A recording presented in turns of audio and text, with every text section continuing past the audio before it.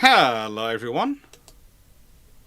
How are you all doing today? Now, this might look a little strange from normal, and is going to be a little strange, because basically, myself and Drac are going to be designing ships for your delectation. Now, we are joined by the wonderful Kilobin, who's going to be comparing and also reading out the instructions. So, we aren't actually watching the chat, so we aren't seeing what's coming. We are being good, so we are going to be doing this blind. To an extent, me and Drac are. But Kilobin and Runon do know what's coming. Now, we have some suggestions which will be put in on part 2 of this Dreadnought series. And they are going to... We're going to start off with those. And then, as far as other suggestions coming in tonight, we're going to guarantee we'll do the ones which are super chats. We're going to guarantee that. But we're also working the other ones if we can. We'll be taking them in as normal questions. The bot is working. All that's up. So, hopefully, you're going to enjoy. And my colleague Drac will probably should say a few words, because he's also looking for this. But this is about Japan 25. This is what we're raising money for at the moment, because we're taking the ship-shape crew to Japan. Hopefully leaving next week, if everything's all good and goes to plan. And going to have, hopefully, a wonderful time being able to take a lot of pictures and videos of some of the wonderful Japanese maritime museums and naval museums, so that we can then share them with you and hopefully encourage other people to go and visit them. But with that being said, Drac.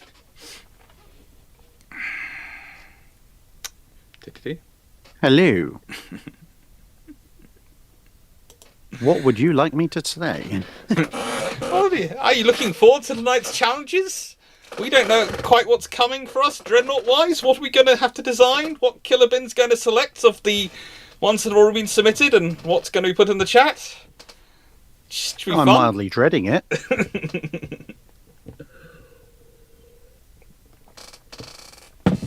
It'll be fun. We'll do well. Your challenge is to make the Normandies a functional design. Oh, don't be that please cruel. No. Okay. Start us off easy. Oh, good Just lord. turbines. Just turbine. Oh no, that's a bit... Runon, why did you have to go there? And of course we are joined by the goddess of the bot, the person who organises my chat always for me, and always says Runon is here to make sure that we keep roughly to order, and basically and all the systems all work behind the scenes, whilst me and Drac are probably arguing with UAD over its ability to provide our ships with balance. Yes. And actually function. Ostensibly, any gifts, any bits, donations, or super chats on the appropriate platform should be automated in terms of gathering, but I'll be working with Kilobin to keep an eyeball on it, and we'll get them all collected.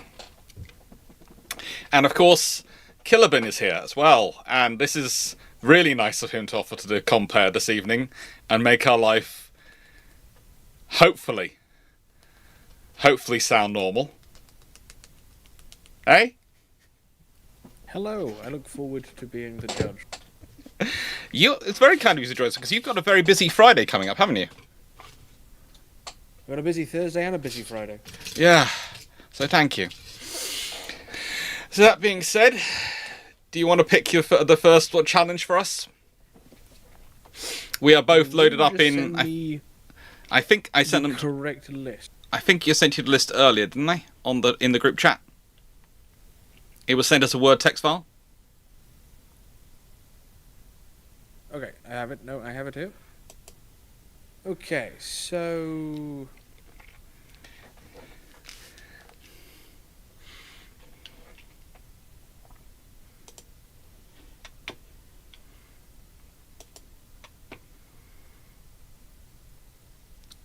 This sounds scary. He's looking through them to work out which is going to be the toughest one for us, isn't he?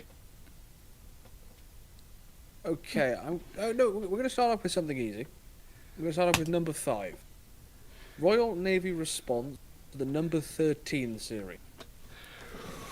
Ooh! In 1930, the world witnesses the trials of the new centerpiece of the IGN, the number 13, The third Sea Lord has asked for designs of capital ships to respond to the new ship. The ship must displace 58,000 tons at full load at most, capable of 33 knots, cruising speed of 22. It must carry no less than 12 18-inch guns or 16.5-inch guns. The belt must resist gunfire from 16.5-inch guns, 20,000 yards. Okay. So 58,000 tons and 33 knots. Yes. And this is what? So the trials are in 1930. So what are we saying? 1932 technology? 33.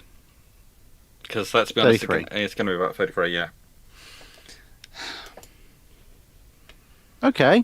Who wants to share their build screen while they're putting stuff I'll together? share my build screen because that's easiest. I'll take. I can share mine pretty easy. It's just a take, question. I'll take first time. You can take the next time. Okay. Okay, I'll design in secret then until the big reveal.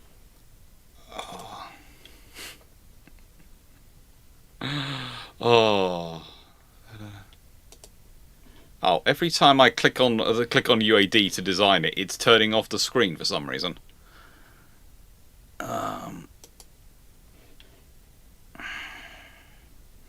Right, It I'm going to would be choose. Better to share screen rather than.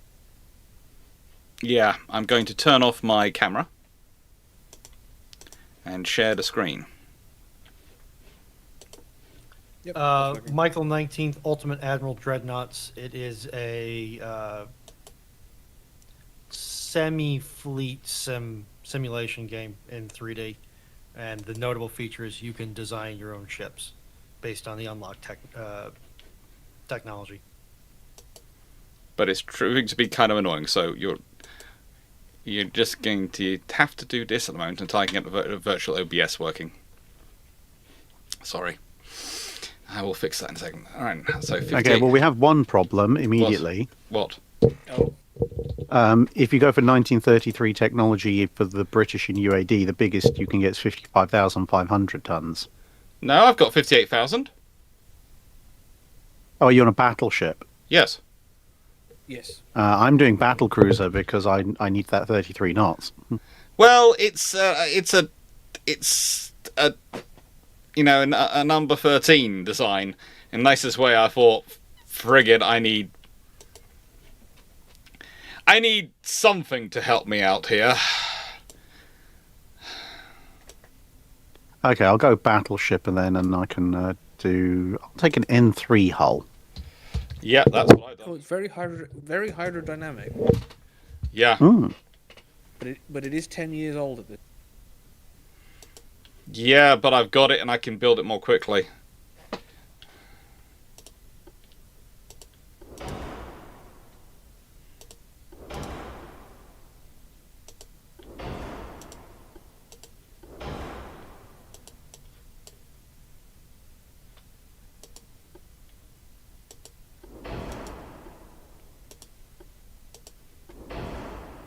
Yes, but if so, I guess the other question is, which number 13? I'm assuming this is the 10 gun 5 twin 18-inch proposal. Yeah. Yeah, blank. We're doing some tech reconfiguring to get it back up and working properly. Sometimes Discord doesn't play nice. No, sometimes it really doesn't play nice. Chandel, that was a joke. I am cruel, but I am not that cruel. Who are you telling you're not cruel to? We've noticed. Candle. Stop giving people false pretenses. It's not fair on them.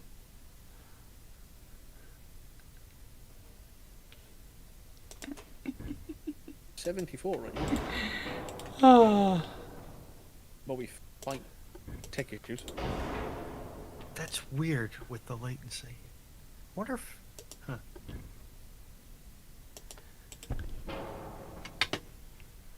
But the main question is, in a world where a number 13 enters service, the N3s have already been built. Mm-hmm.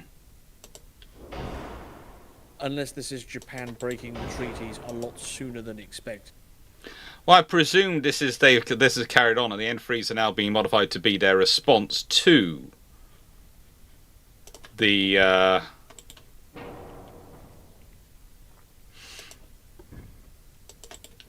If freeze. it's a case of So, while we are waiting for the machine spirits of the various streamers' computers to be soothed and rendered compliant, any issues if I bring up Millennium Sword's question, No, as it's just a question, not a design suggestion?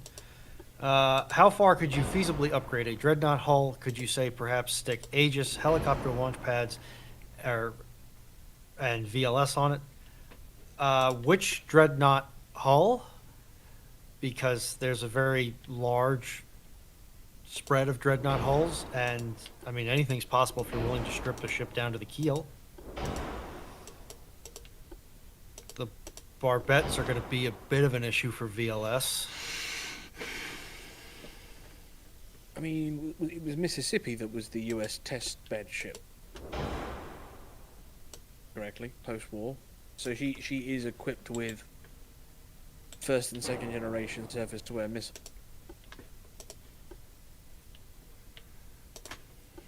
Aegis is actually quite easy because that's pretty much a bolt-on. Because if I remember correctly, Aegis has its own internal radar. Yes, the main issue with Aegis is blaster. Yeah, but I mean, firing the main guns of a battleship probably is probably going to annoy delicate. Doc, you may want to click on your stream so it's more bigger, if you can. that's Draxstring.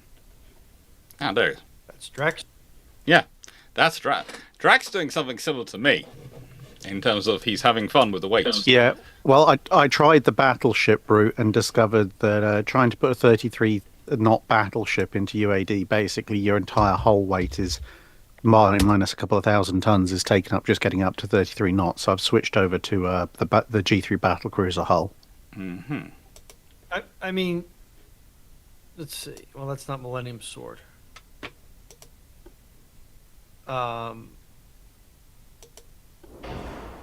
the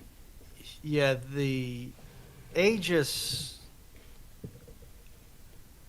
a lot of those systems are not going to play well with battleship caliber guns, just from the sheer shock effect, let alone blast effect. But as far as what can I stick on this thing, although you did technically say hull,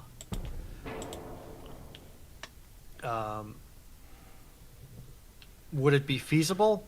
No. Could you do it? Yes. Why would you do it? I don't know.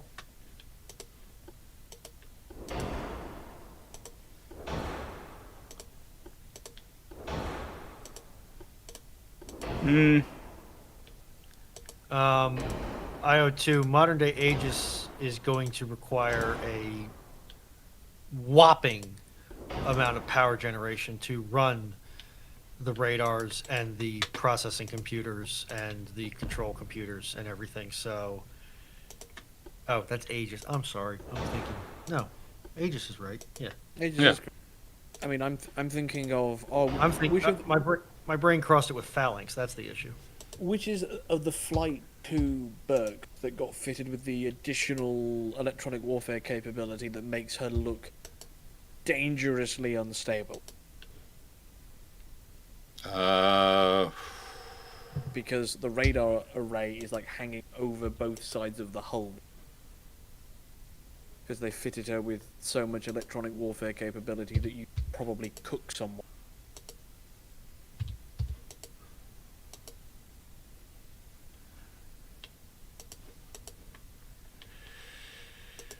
Ooh. I mean, basically, with enough money and loss of sanity, you can absolutely fit Aegis to a Dreadnought. The Iowas were at least considered for an Aegis upgrade at one point. I know, but the Americans were thinking about putting Aegis on everything at one point. Well, yeah. There's even a proposal to Aegis, Newport News, and Salem. One of those would have been interesting. One of those might have worked. Let's see. Is that I think they lost out because it wasn't that much more money to reactivate an Iowa versus the Des Moines. so? Millennium Sword, your issue is going to come into play where to do this level of refit, you are probably going to have to dry dock the ship. Yes. And if you have the dry docks and the cranes required to do this level of refit, you pretty much have to have the supporting infrastructure for those shipyards to do that level of refit.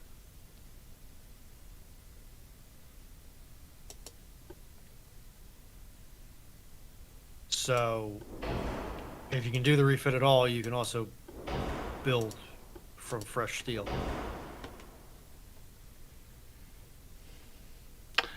Oh god, I'm 2,000 tons over. I'm trying to figure it out. Remember the requirements are top speed of 33, no less than 12 18s or 16 and a half. Belt armor must resist gunfire from 16.5 inch gun 20,000. So I would guess you're looking at something like a 15-inch belt with some inclination, give or take.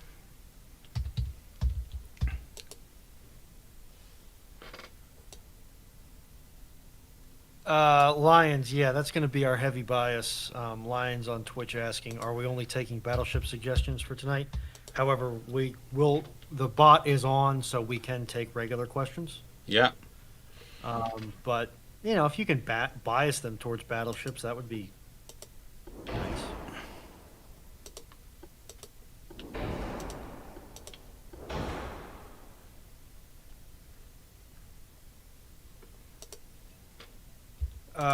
Tuning 3434, one of the issues you would have, so their quote directly is, adding an extra power generating shed is still a lot easier than trying to fit it all deep in a ship hull with all the stuff over that machinery space. You start running into noise issues, and then that's another thing that you have to protect from blast effects, from heat effects. All sorts of issues come up. It is You're correct. It's going to be a constant issue to deal and to manage it. And to be honest, a 500 kW generator is not that big, especially when you crank the voltage up to however many thousands of volts that these systems run at. They're not, you're talking Fiesta sized, Ford Fiesta sized. You can say that again. For the rotor and stator, which on a Dreadnought is not that big. You can find that volume, especially if you are, if you're willing to take barbettes out.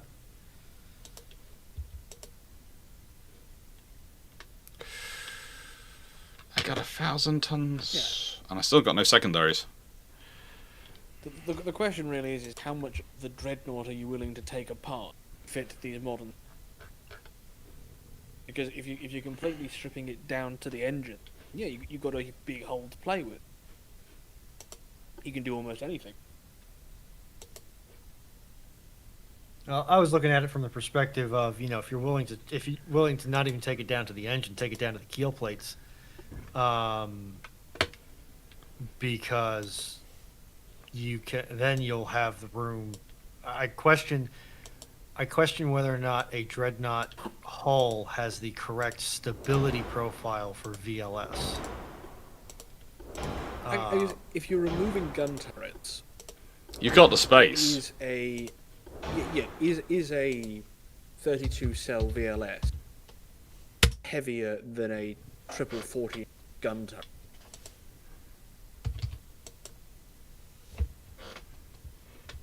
I would think not, but I also have a guess that those numbers are quite possibly highly classified. Almost certainly. Um, So it's very much a question of, you can probably, the stability I don't think would be a problem. I don't think you'd get as many missiles into such a hull as you might think,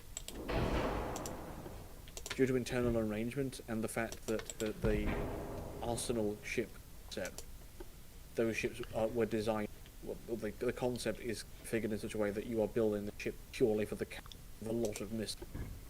So several other features not as heavily emphasized.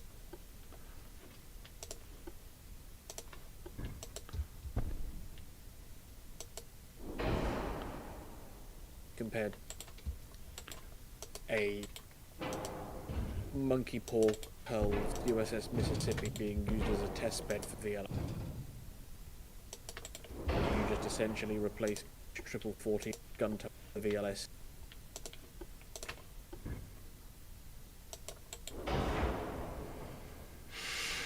In terms of base, I wouldn't be surprised if something like an Arleigh Burke or a Ticonderoga is more efficient in terms of base to missile.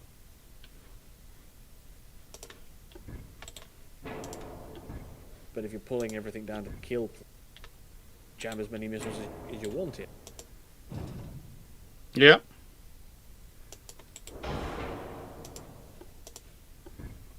Wait, Enyart, thank you for the 5 gift memberships. Thank you. Oh, this is going to be fun. I might have mildly cheated. It's okay. Because I have finished. I have almost finished. I've just got to fit in my secondaries. I've got just a fraction under 1,000 tons left. So, according to open source sources from KVG, you're looking at about 15 tons per 8 cells of Mark 40 of strike length Mark 41, without the missile. So the structure itself, it's 15 tons for 8 launch. And when you consider that a battleship You've got turret is where how much time left? Oh, 1,000 tons. Oh, good.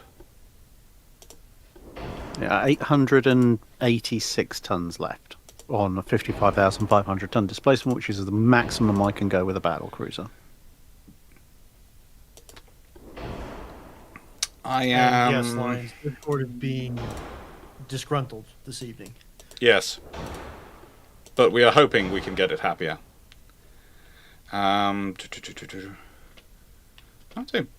say pretty well on that one.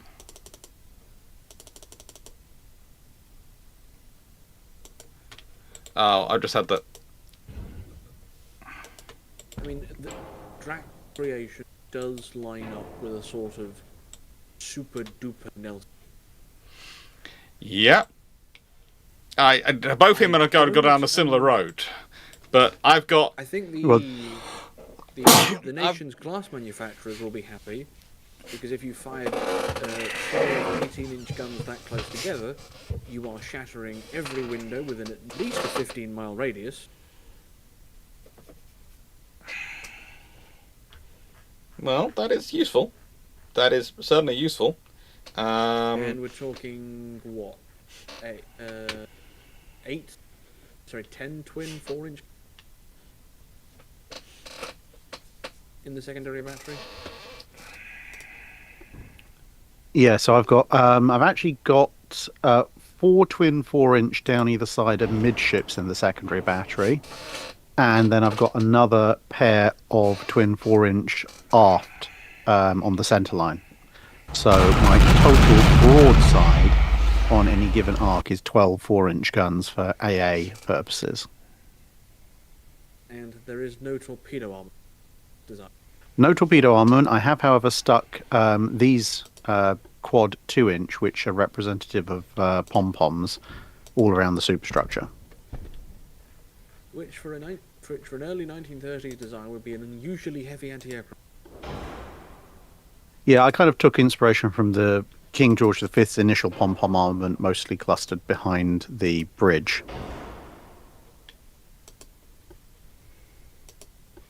It meets the criteria while being slightly light. What's the belt protection?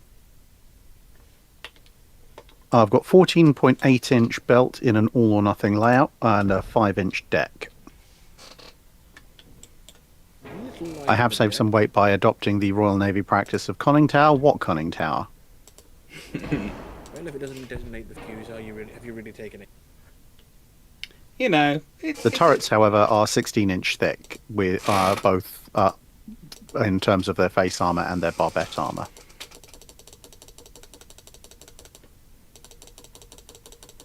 Switch over to... Switch over to me. Okay. Let's have a look at your creation. All right. So, Clarke, if you can stop sharing yours, then I'll share mine.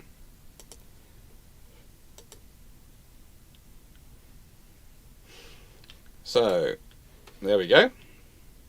Now, hopefully, it allows me to. Can you all still see it? And can people online I can see the it? bow. I can see the bow. The bow is very nice. There you go. I'm hoping everyone online can see it. If they can't, I will click back into this so you can all see it. There you go. I'm not sure why, but Discord is playing up. Every time I click into Discord, UAD clicks away, and if I click onto UAD, Discord clicks away, which is not really helpful. Because Discord doesn't see the point in streaming your own stream, unfortunately. So you may need to do the virtual camera shenanigans. Okay. Well, straight out of the gate, Drac has won because Clarke has not met the criteria. What does the criteria have to meet? At least 12 18-inch guns. Oh, I didn't hear that. What? I thought so. I got 9. And that was how I managed to get everything through. But I got 5.5-inch secondaries. So yes, I've lost, and I've got my 1.5-inch gun pom-poms. I've got slightly offset massive weight aft, which I was going to still trying to work out how to fix. But yeah. I mean, you have basically... So you have, compared to Drac design, you have exchanged a gun turret, essentially, for much heavier armor. Yes, much heavier armor. I've basically gone right then. I'm happy with my my M3's 9 guns, so I got those in. I just want to be able to do the same speed as my G3s. So, okay, let's up the engines. Let's put everything in there. I need to fix the stability profile. I do. Its stability profile is yeah. Doc, you may want to make it more bigger, because right now you're about the size of a... There you go, it's bigger. Stamp. But the trouble is I can't move it around. So, I'll fix the virtual camera in a second. Yes. But that does cover that design. I mean, both designs would be good. I would assume that in a design plan of the Royal Navy in this period, Drac's design would have been the experimental or optimistic design, and yours would probably be more on the more conservative end. Yes. Yeah. Well, I've basically gone stuffed secondaries as an anti-surface thing, and just gone with 4-inch because that allows me to have lots of them for AA purposes. And 14.8-inch inclined armor in an all or nothing. So I am relying a little bit more on engaging at medium to long range to increase the effective thickness of my armor. But no, other than that, it's a pity that UAD doesn't allow you to do online multiplayer. Yeah, we've often said that because it'd be quite fun. Because in this case, I've gone for a 17-inch belt and quite a heavy main deck and quite heavy armored turrets. Not as heavy. I thought I'd done it Your heavy. fore and aft belts, but you're trying to recreate the gangers. Basically, my plan is that this thing will be able to, in a nice way, in any fights with the Japanese number 13s, this thing will still be standing at the end. Mind you, you've only got 10.6 inches on your turret plate. So, yeah, I would probably was gonna. Well, I've got an extra 1,000 tons to play with, and I was going to put that in when the time ran out. I was going to put that in the turrets. So that was where my extra 1,000 tons was going to go, and that was probably going to deal the aft weight, because if you consider all my main turrets are forward, so basically adding the extra weight on the turrets was going to crank that send over the centre line. That was my cunning plan, anyway. Okay. So I think Drac won that because he got the 12. He got the 12. He got the 12 guns. Okay, so here's one for you. Okay. Italy makes use of their allowance for early construction in 1929. The Reggio Marina, as a general modernisation push and in response to the Nelson class, has asked for designs for modern battleships up to 35,000 tons, armed with 381mm guns and a speed of 30 knots. The range of the vessel must be sufficient for Mediterranean operations, with a cruising speed of at least 20 knots. Use of triple turret is preferred. Please don't make a repeat of the Francesco Caracciolo. So 15-inch guns and how 30 knot fast top did we speed. say? 30 knot tops. 30 knots on 35,000 tons. Oh, this is going to be an interesting one. Use of triple turrets is preferred. Ooh. So what are we going, 1930? Yeah, 1931. 1930. Because it. 31. Yeah, 31 will be when it would come out. If the Navy puts out the requested 29 Italian governmental stuff, you're assuming 3031. Wade, thank you for the 100 bits over on Twitch. Thank you. So we're going to go with... so we're going to have Dr. Oh, no, Dr. Clarke can't stream while he's building, can he? Yeah. We're working on fixing that. Yeah. In the meantime... I just tried to set up the OBS virtual camera, but then it reminded me that OBS is currently dealing with restream and streaming to two things, and went, no, I don't want to do that. Fair. That's all right. I'll stream my build process. Okay, thank you.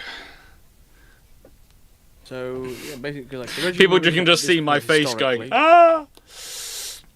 is in its cruiser phase of So construction. it's got to be building the Trentos. 35,000 tons, right?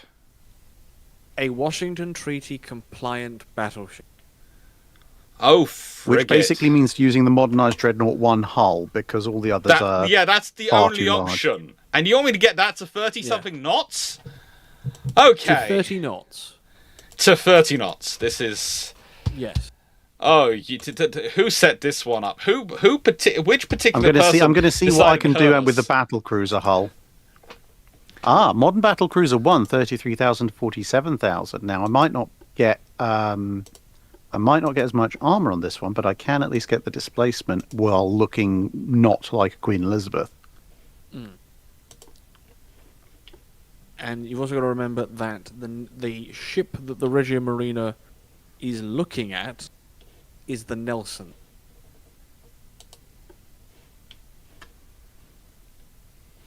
As a likely opponent. The Nelson. Yes. I will repeat the prompt. Italy Oh. makes use of their allowance for early construction. In 1929, the Reggio Marina, as a general modernization push, and in response to the Nelson class, has asked for designs for a modern battleship of up to 35,000 ton standard displacement, armed with 381mm guns and a speed of 30 knots. The range of the vessel must be sufficient for Mediterranean operations. It looks like a modern hull. Use of triple turrets is preferred. Please don't make a repeat of the Francesco Caracciolo. And it's aiming at the Nelsons, right? The Nelsons are the design the Navy has in mind as what this thing will likely fight. Okay, so it's the Mediterranean, so it can be as shallow as frigate. And have no fuel tank. Yep. It's got a 6,000 kilometer range at the moment, and its base form on mine has. Oh, it's not getting anywhere. Can it get from one end of Italy to the other? That's an optional extra, you know? That's an optional extra. Getting What to is the upper end of distance Italy. between Genoa and Venice?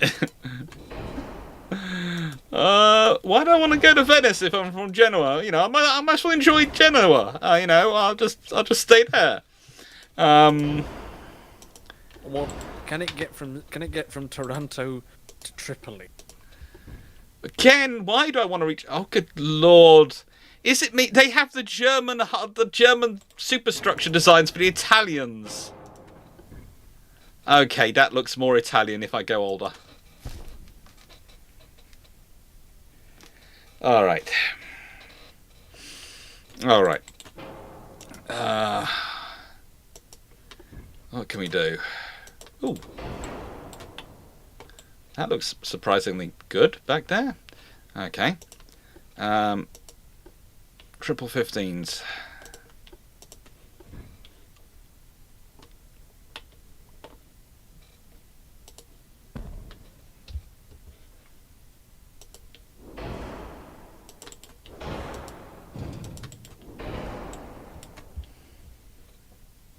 How much do I not want to be the chief gunnery officer of Drax's rear triple gun turret? Secondary. We have determined your hearing problem is not service related. Hearing problems? What hearing problems? Hearing's a bonus. Oh god, this has got so many instability issues. How am I going to fix this? Well, the med's fairly calm. Oh, good lord. Oh, I'm gonna go with their 3-inch one because that always looks the most like their actual design, their actual turret designs.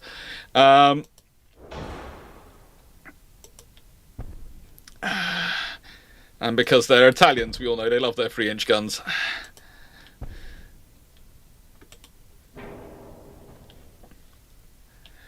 All right, that's my secondary covered.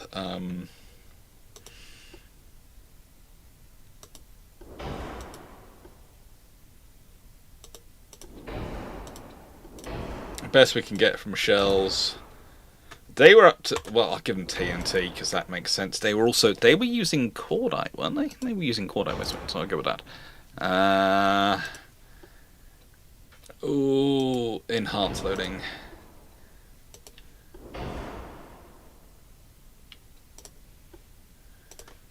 They had lots of stereoscope. They didn't use hydrophones, did they? They did have good radios on them, though. All right. So this is supposed to be dealing with that. So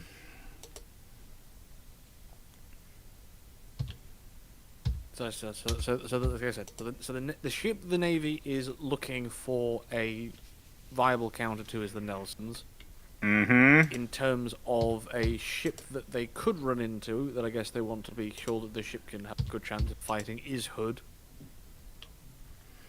Oh, mine will be able to take Hood.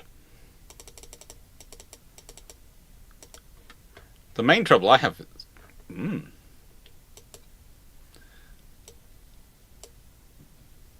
So the main question is, can you fit enough armour to stand a good chance against a 16-inch gun at Mediterranean battle?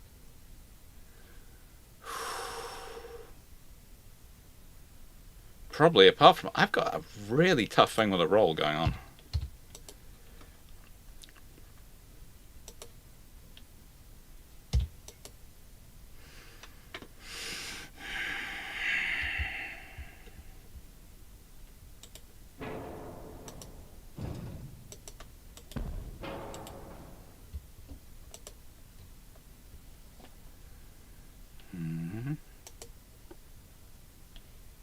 Is really trying to figure out if he can get some actual usable secondary battery, and I think he succeeded. Though I do question the torpedo armament.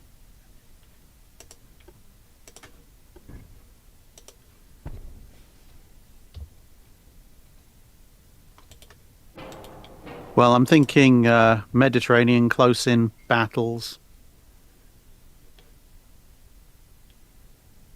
Okay.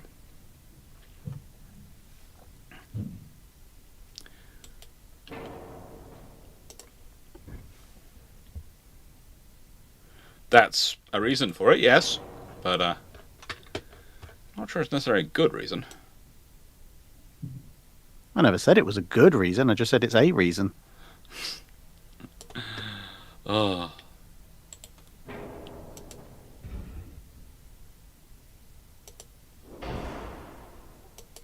Questionable ship design choices in my Mediterranean Navy? Yeah. Inconceivable.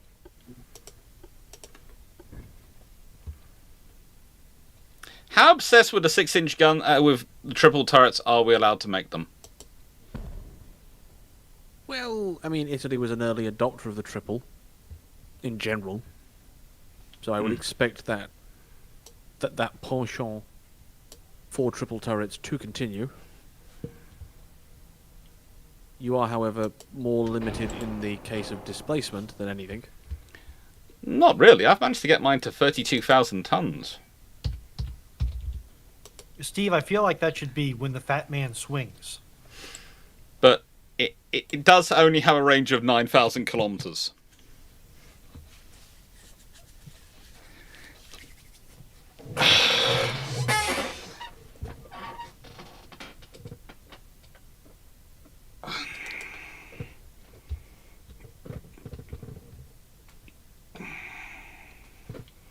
Can I fit some more 6-inch guns on her?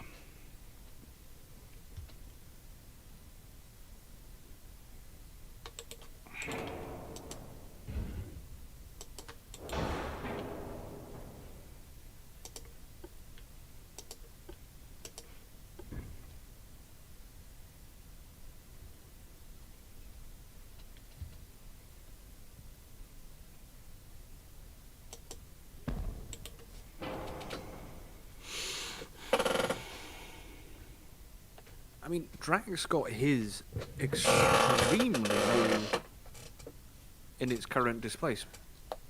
Yeah. Yeah, that's because I haven't gone through all the armor and stuff yet. I've sort of finished mine. Mine's got the armor and everything in. It's got as much armor as I can put on the battlecruiser design.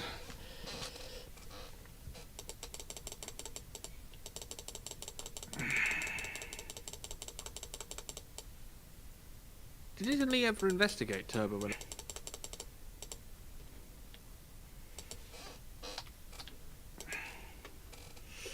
Not really.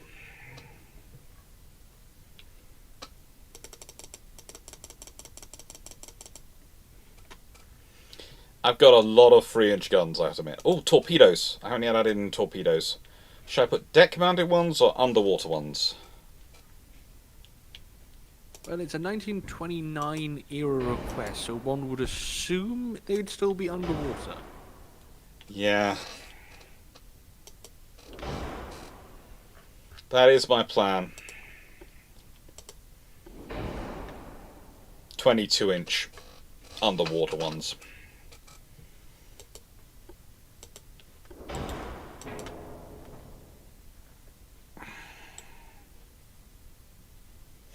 Okay, mine's gonna cause people to laugh.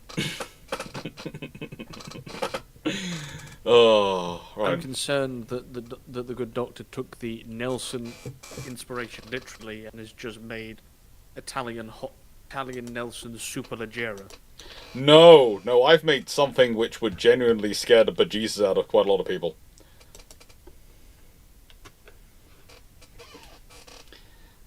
It is 33,500 tons though.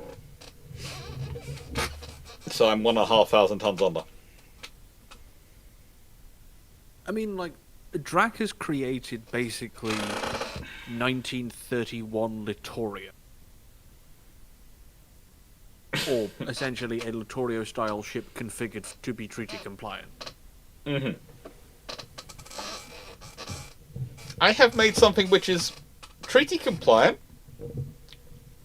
but could very easily not be treaty compliant, depending on whether you filled up the fuel tanks or not. Sangaloon, the prompt as a direct quote was, Italy makes use of their allowance for early construction.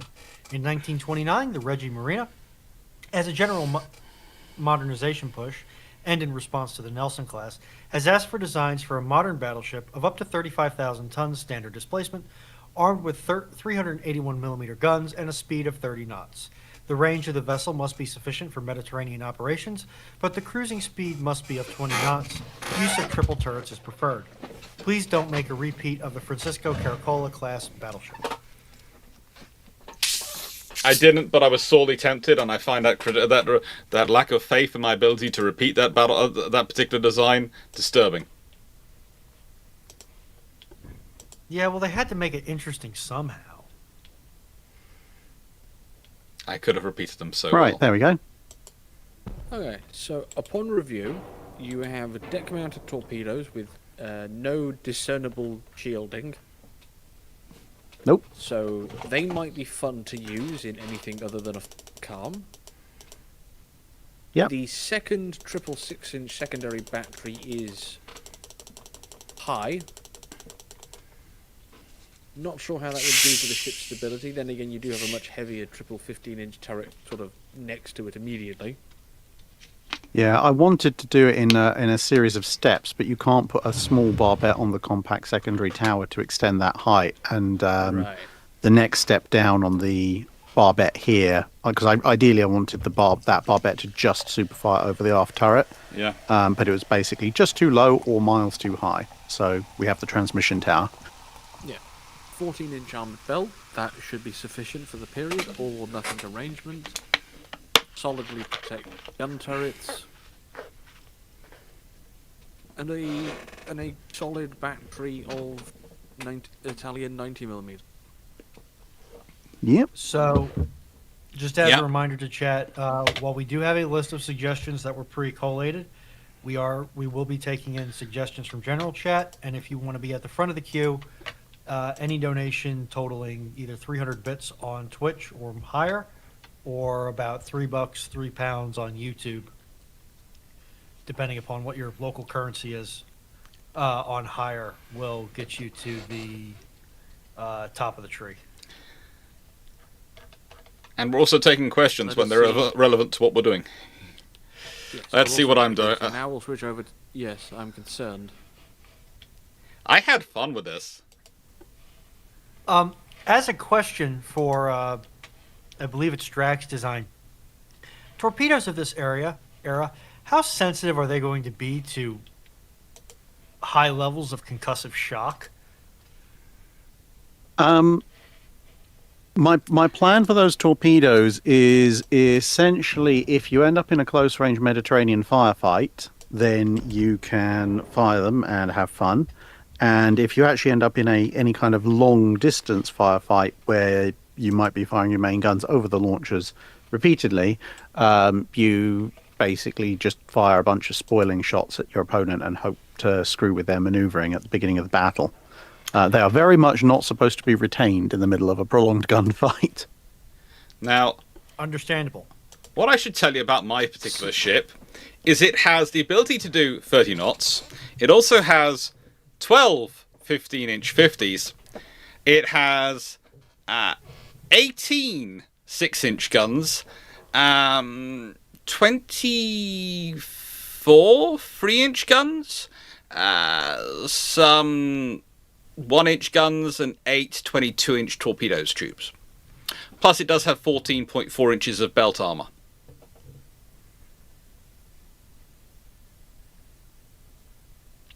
That's my ship. I will try and maneuver around so you can see it more. There you go. How does that look to you?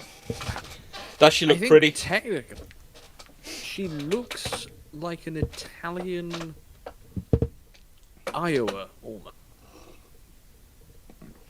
With an extra turret. Yes, she reminds me of the 8-inch belt, 12, 16-inch gun hot rod Iowa design.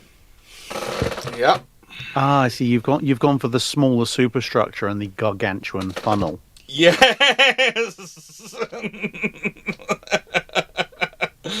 I basically went in nice way.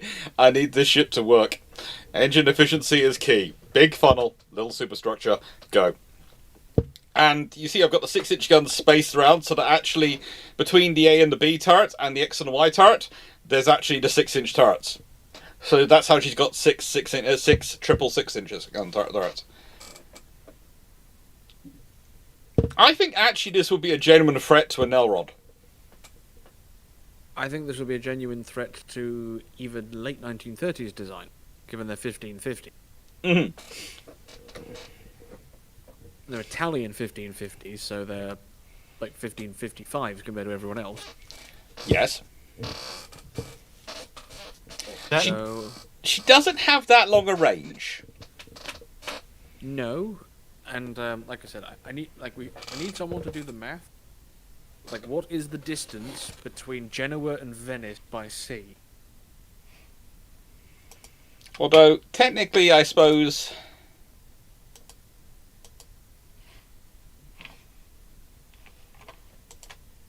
I could increase the range up to 11,000 kilometres without causing myself too trouble. And that still just takes me up to 34,000 tonnes. So I've still got basically 1,000 tonnes to play with. Basically 1,000 tonnes. And she looks pretty. She does look pretty. So if you're going around Sicily as opposed to through the Messina Straits, it's about 2,500 kilometres Genoa to Venice. So she can do She that. has sufficient. Yeah, so she can do it without having to stop fuel in Taranto. I We have a think... request. Can we get a side profile of the ship? Okay, side profile. Let's see if it will allow me to do it. But you are definitely not going to be wanting to fight anything if you're towards the end of that leg. Yes. Mm. I think technically, I think Clarke takes this one due to the superior firepower. Yeah, it was... Yeah. It's hard to beat 12, 15-inch 50s. That was basically, I thought, My only I lost concern it if I last was time because I didn't have captaining- it. Yeah? My only concern with captaining this ship is you have exactly one fire control centre. Actually, So that's if not my HMS Rodney concern. pulls at HMS Rodney and pancakes your forward fire control, it's like, well, lads, I hope you guys in the turrets are good at aiming. No, this is my problem with this ship. Look at this. Look at her tried seeing out of the bridge.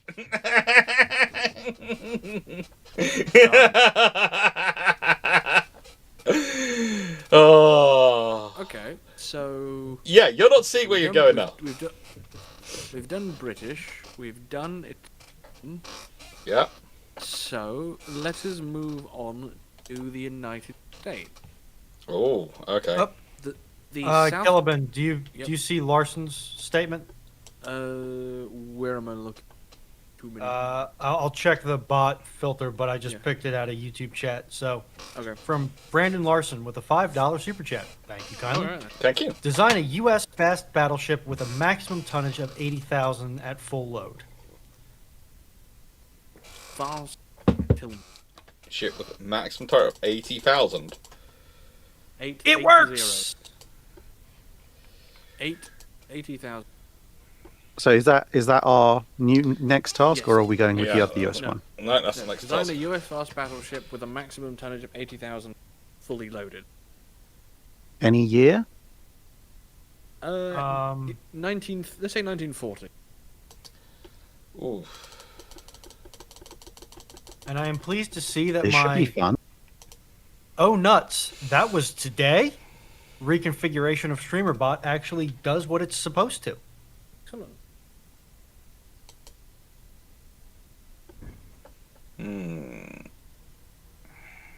And I guess we will define a fast US battleship with a minimum top speed of 28 knots.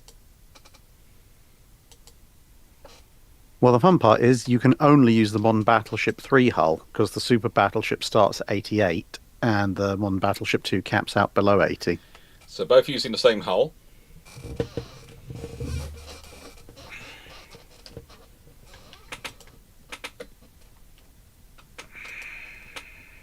Situation that the US Navy did. Do you go for 16s and more of them, or do you start breaking out the 18th, and then is it an 1847? Is it an 1848? We even go for some sort of 18-inch 50 caliber monstrosity.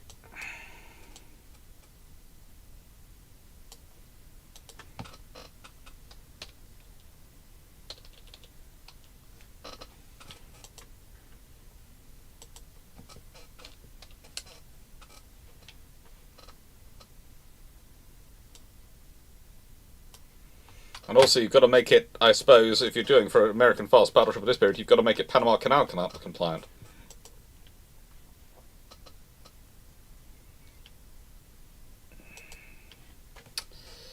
Or do we go with the intended expanded docks? Which, given at the time of this sort of ship's design, will be in the plan. Mm-hmm. The slightly weird thing is 1940 is giving me these old school style Yes. curved I look turrets. at them and go, it's Arizona guns. I think it's doing the same to superstructure, realistically. You can go up to 13-inch or then 19-inch and get the actual like flat pack turrets. But the 14 to 18-inch, you get these old school turrets. So, oh well.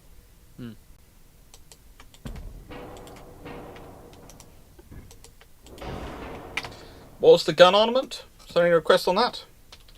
There was no There was limitation. The only criterias are U.S. fast battleship, 80,000 tons. That's at max max full load displacement. Yes, maximum. It can weigh no more than 80,000 tons. Yeah, the text is in Brewship's Q&A if you wish to reference it. Okay.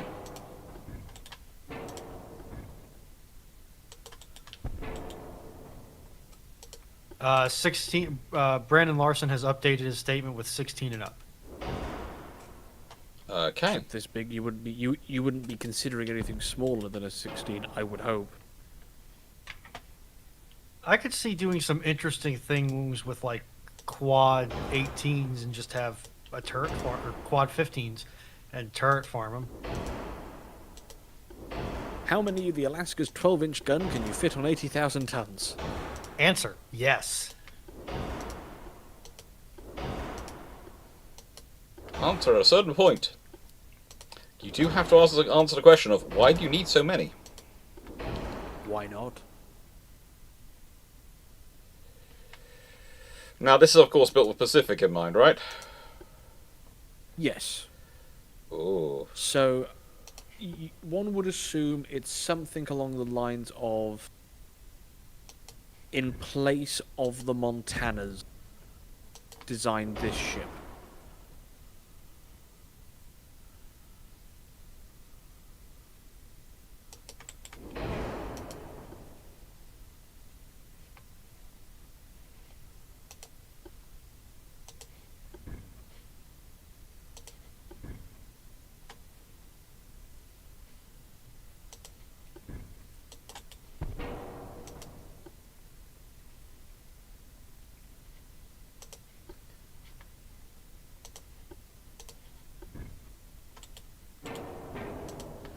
When you gentlemen get a chance, can you just check our group DM for a second?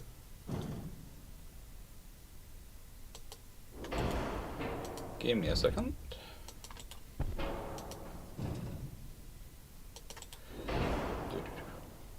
I'm currently messing around with barbettes. Caramba.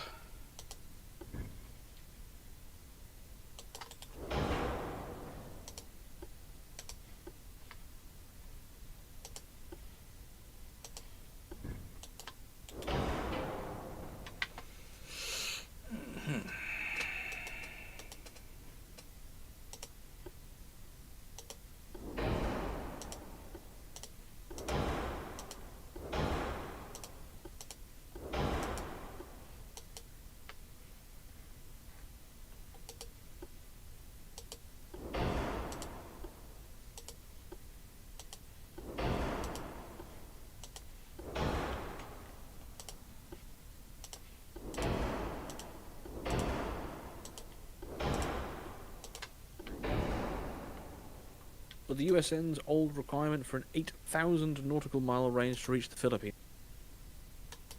What was the range requirement for the Iowas?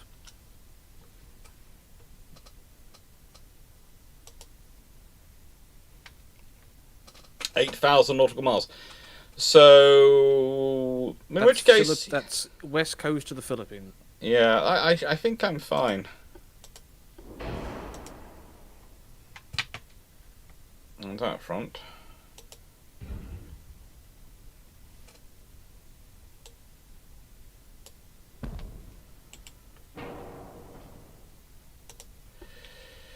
At least we know what we're going to be fitting on everything in terms of secondaries.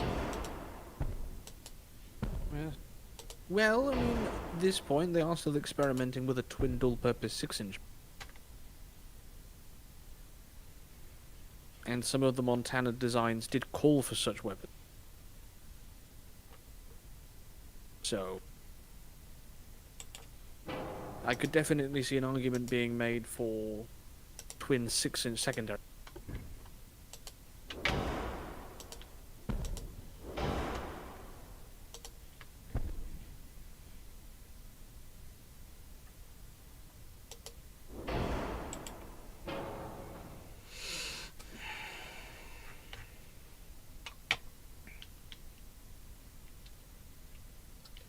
Ooh, right then. So, gun caliber turrets. I want to make them standard 40 mil, so that's roughly 1.2 inch.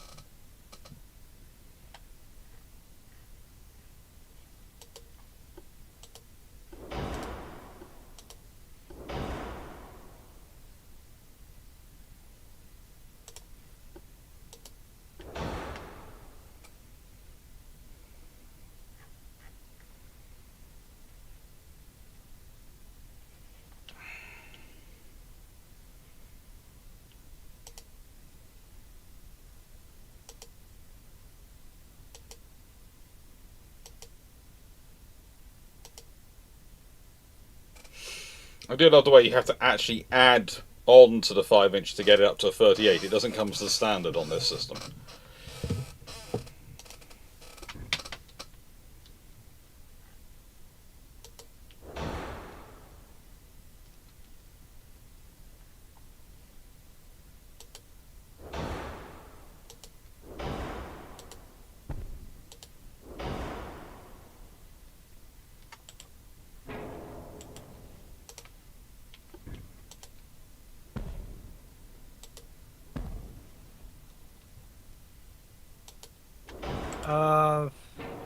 Are we adhering to Panamax on these ships? From paraphrasing from First Penguin Lord over on Twitch. I would say Yes. let us go with the intended additional beam provided by the expanded lock plan to accommodate the Montana. So they can be wider than an aisle. It can be wider than aisle, which is useful. Useful. I just forget how wide that is. On this one, that's a...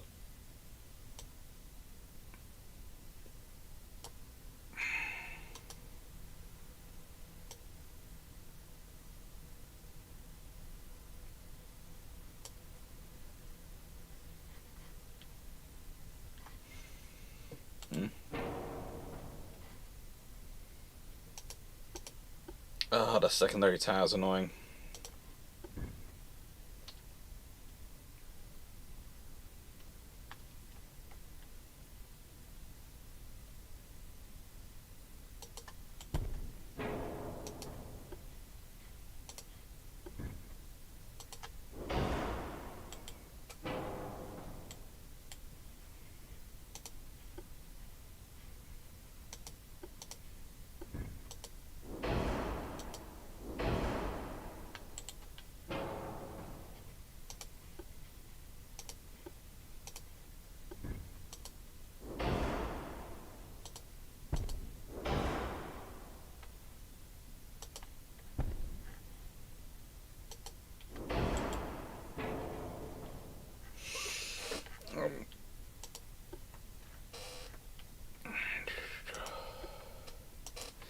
don't know why it keeps giving you such. It gives you such weak turret armor as standard.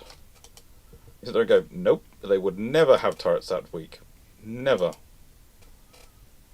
Under no circumstances would they have turrets that weak. It's just annoying.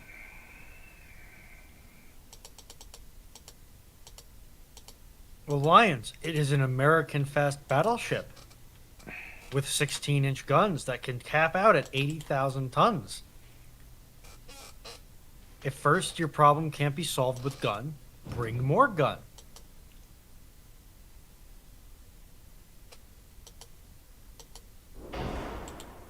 And now it's trying to tell me the gunner on top of one of my gun turrets is badly placed and has poor sectors of fire. I'm still not quite certain how the... What was it, a 3-inch turret? A 5-inch turret that was on top of the mains of one of the American sovereign types Yeah. worked? Oh, I mean, you've got the 12-inch with the 8-inch on top. On the Indiana class? Mm-hmm.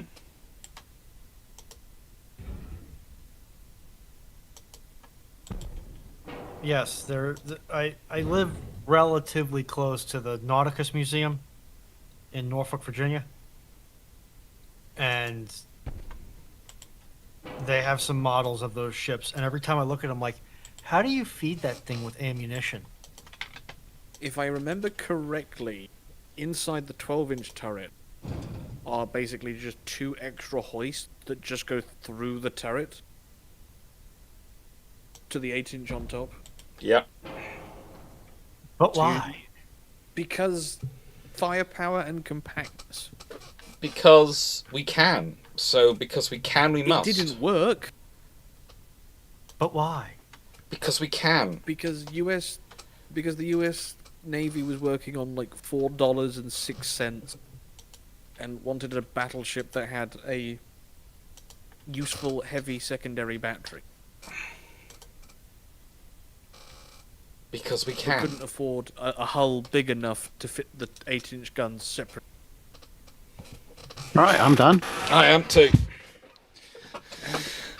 What a majestic vessel it is. So we have a 28 knot top speed, 79,000 tons of change, 16 inch 50 caliber weapons, yes? Or are these 45? 1650s? You got the Got yeah. 12 5-inch guns. You have aside. 20. 20. Oh, are those There's quads? 20. There's 20 16-inch 50 cals.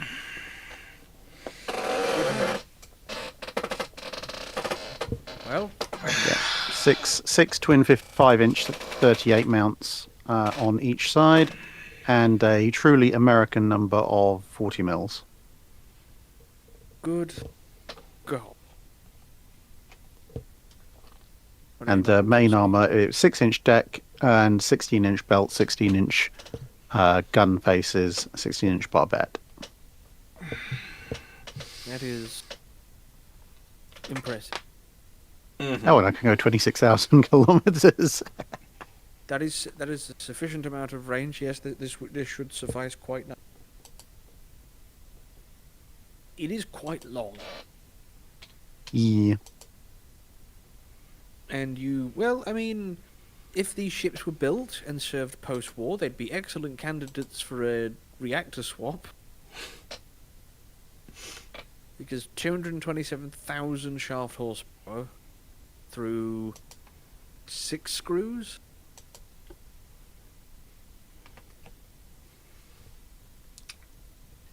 It would be fun fun. to be pushing 60,000 horsepower through a single screw. I'm hoping they have at least 4, because if they don't have it, we're all to put it nicely, screwed. Well, if you're trying to Right, put should we switch over and see what 110,000 Dr. Clarke's come up with? Like if you try to put 110,000 shaft horsepower through a single propeller shaft, it's just going to snap violently. And Or twist itself like a pretzel and suck itself back through its own propeller alley. Yeah. just as a reminder, gents, when you get a chance, check our group DM so I can Will it? act on that message. I have no objection. Yes, YouTube has christened your vessel Drag the USS Eliminate That Direction. Mine is... Yes.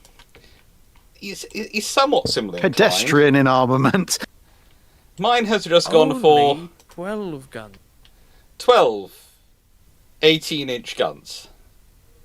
Just 12. And, what can I say about it, really? Mine is designed with slightly less in terms of the fire, slightly higher speed. It's 29 knots.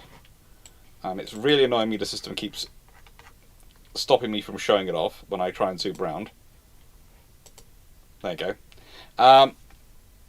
But it does have heavier armour than Drax. But again, it's 12 18-inch 50s. Because you can. And So you got 1 more inch on your belt and 1 more knot on speed. yes. But 8 Well, you fewer used Modern barrels. 2, whatever the heck that means. I used Crop 5.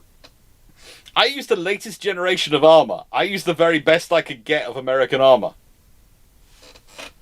Ooh. Okay, so we do have our next. Yes. You have our design. next design submission from Alex Lamb. However, I do feel obligated to mention that IO2 has submitted the name USS Pacific Island Remover. Yes, this would suffice. I'm presuming that's for Drax. I'm not sure what I mean, describe mine as. Judging by the lag, I would tend to agree. I would, frankly, Clarke, yours is too normal.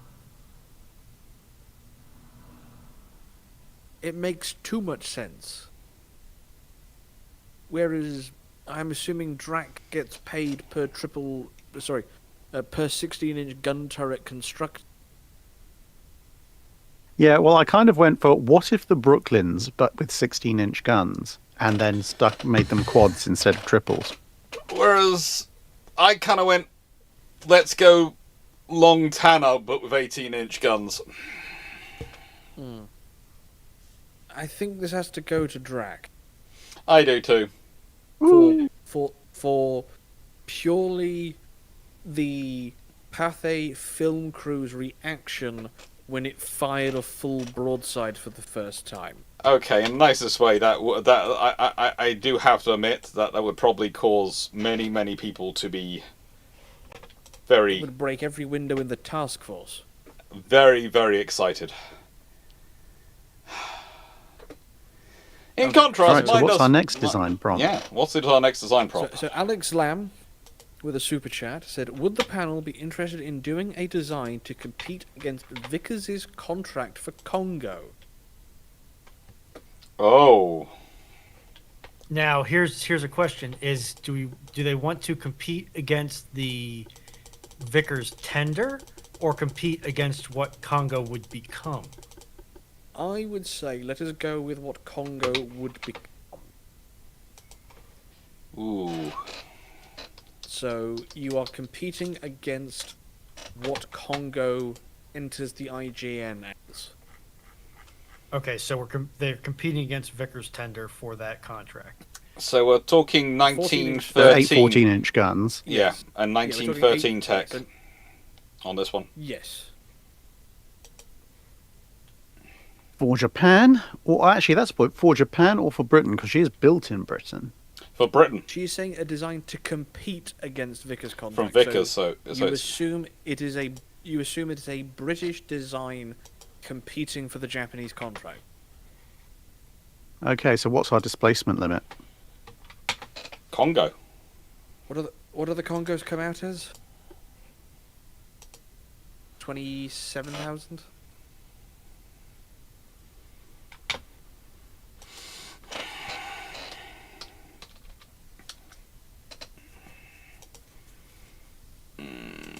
Well, someone check, because it's going to decide which hull we can I am- use, because Battle Cruiser 3 starts at 28.5.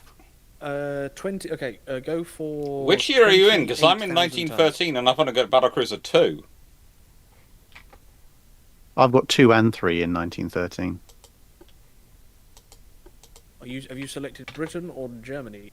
Britain or Japan? Clarke? Britain. Britain. Let me reload it. Interesting. I've reloaded it, and now I've got now I have got for a battlecruiser 3 as well. Okay, so Haruna as built displaced 27,384 tons. So 27,500. So that's battlecruiser 2 hull. Yeah, 27.5 we'll go for.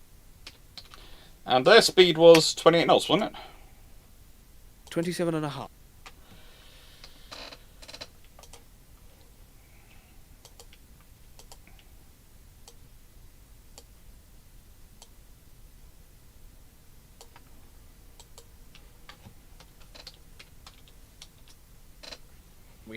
We have the next design after this one already in the pipeline. Oh, good lord. People are getting good with this stuff coming in. So I guess the question is... I haven't seen much torturing of us yet. Whitworth design. Yeah. No. So far we're going fairly conventional or excessive, I suppose the term. People like the maximum battleships. Oh. IO2, if you could just do me a quick favor and huck that at the bot so we have a log of it. And if it's not gotten to tonight, then we will get to it during the Historiathon. Yeah, that's. I will emphasise this in a nice way. Even the one, whilst we're going to prioritise super chats this evening, even the ones which aren't super chats, I will try. I will get to during the Historiathon, which is going to be in November. I will get to, and I will look forward to doing. I'm going with that because I want that.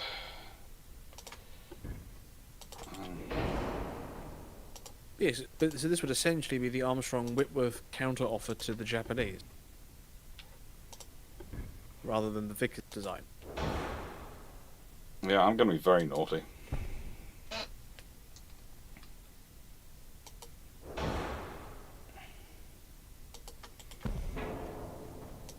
So you got to think that like Japan wants ships that are individually superior to their likely opponent. Oh, mine will be individually point- superior to pretty much anything else that floats on the sea. But then you think so in this period, what they need it to be more capable is the like Tiger, Queen Mary style. I get. Did the Ismails ever come up in Japanese documentation about ships they might have to? I don't. Oh, Clarke. Speaking about the trip to Japan, Yeah? I assume none of the party actually read Japanese. None of the ones who are currently going, no. The person in the party who's been steadily learning Japanese, who's been focusing on it, who's been developing the skills, is not able to join us at the beginning. And as I said myself, thanks to all the stuff going on with the thanks to all the stuff going on with the house sale, I might not even be able to get up there at the beginning, and it's annoying me. It's stressing me out. It's worrying me because the team, we set everything up and we worked all these things out, and then yeah.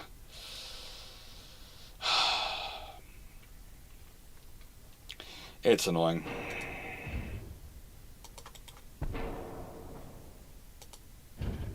Sometimes it's the way the cookie crumbles, but it's still annoying. Of course.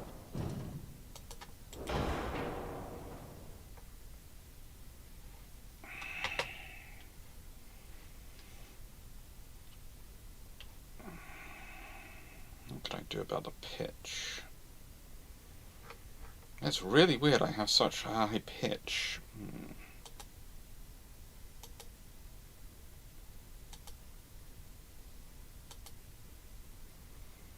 That's weight down in the hull.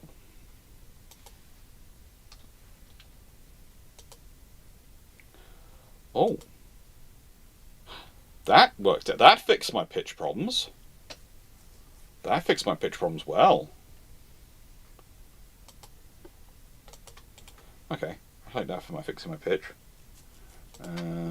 I want. I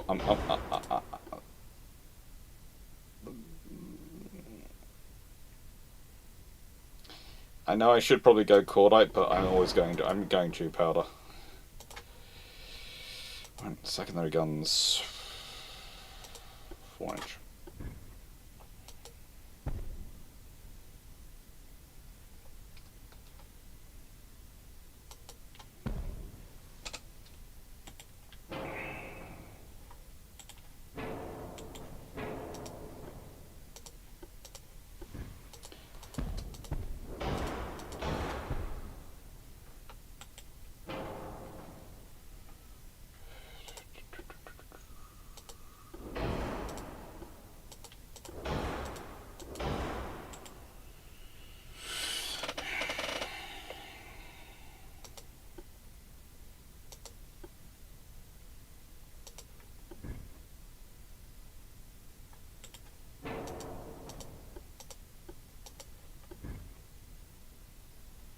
Drax's design is looking fairly conventional. I was expecting something more dramatic. Cody 88. Don't worry, too. I'm testing the waters at the moment. Ditto. I have an idea, but I'm not Cody sure it's going to 88. work. Thank you for the resub over on Twitch. Thank 21 you. months total, 21 streak. Thank you.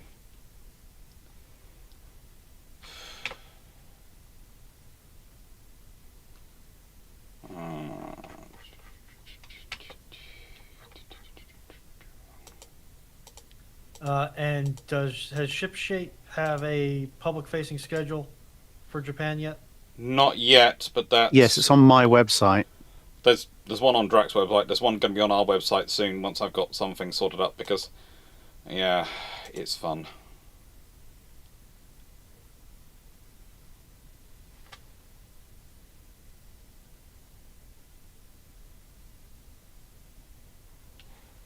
Yeah, so if you go to drakinefeld.co.uk, there should be a schedule on there under Meeting Track.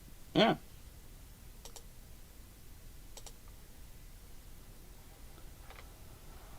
Where you get to meet Drac. Yes. It would Yes. be weird there if you went there and you were not able to meet. I really hope one of you gets stopped at customs and they ask your reason for the visit. Because Already you happened are the when we guys went to who won't- Australia. And Did- Canada. I think... depending- Drag, didn't you have fun with the Canadians at Toronto Airport? Toronto Pearson?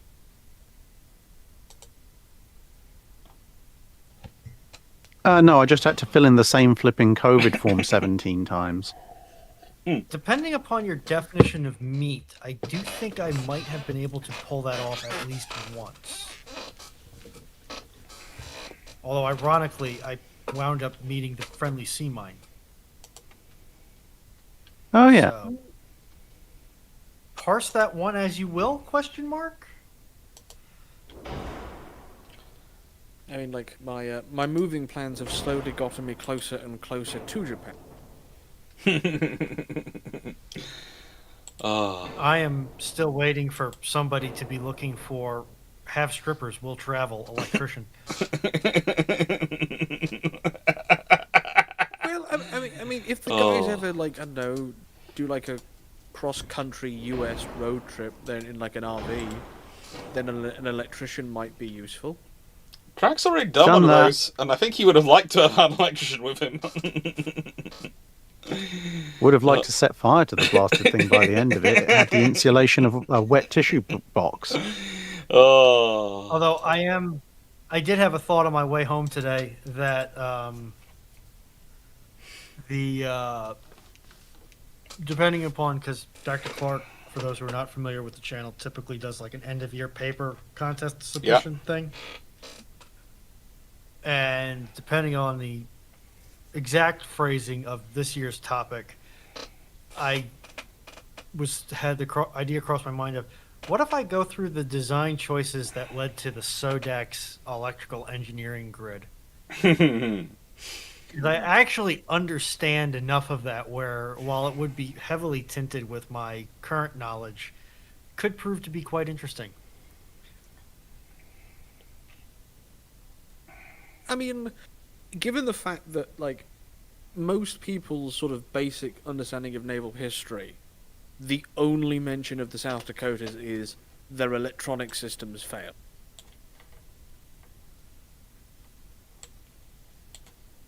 Like, there is no comment on their armor protection or their firepower. It's, oh, South Dakota, wasn't that the one that blew all the fuses? Yeah.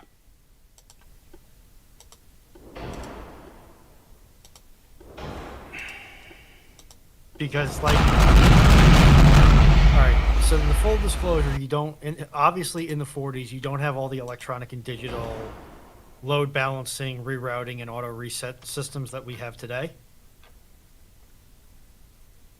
But it would be interesting to work through the design process and what was considered common practice at the time to see how did you get that system that they had specifically.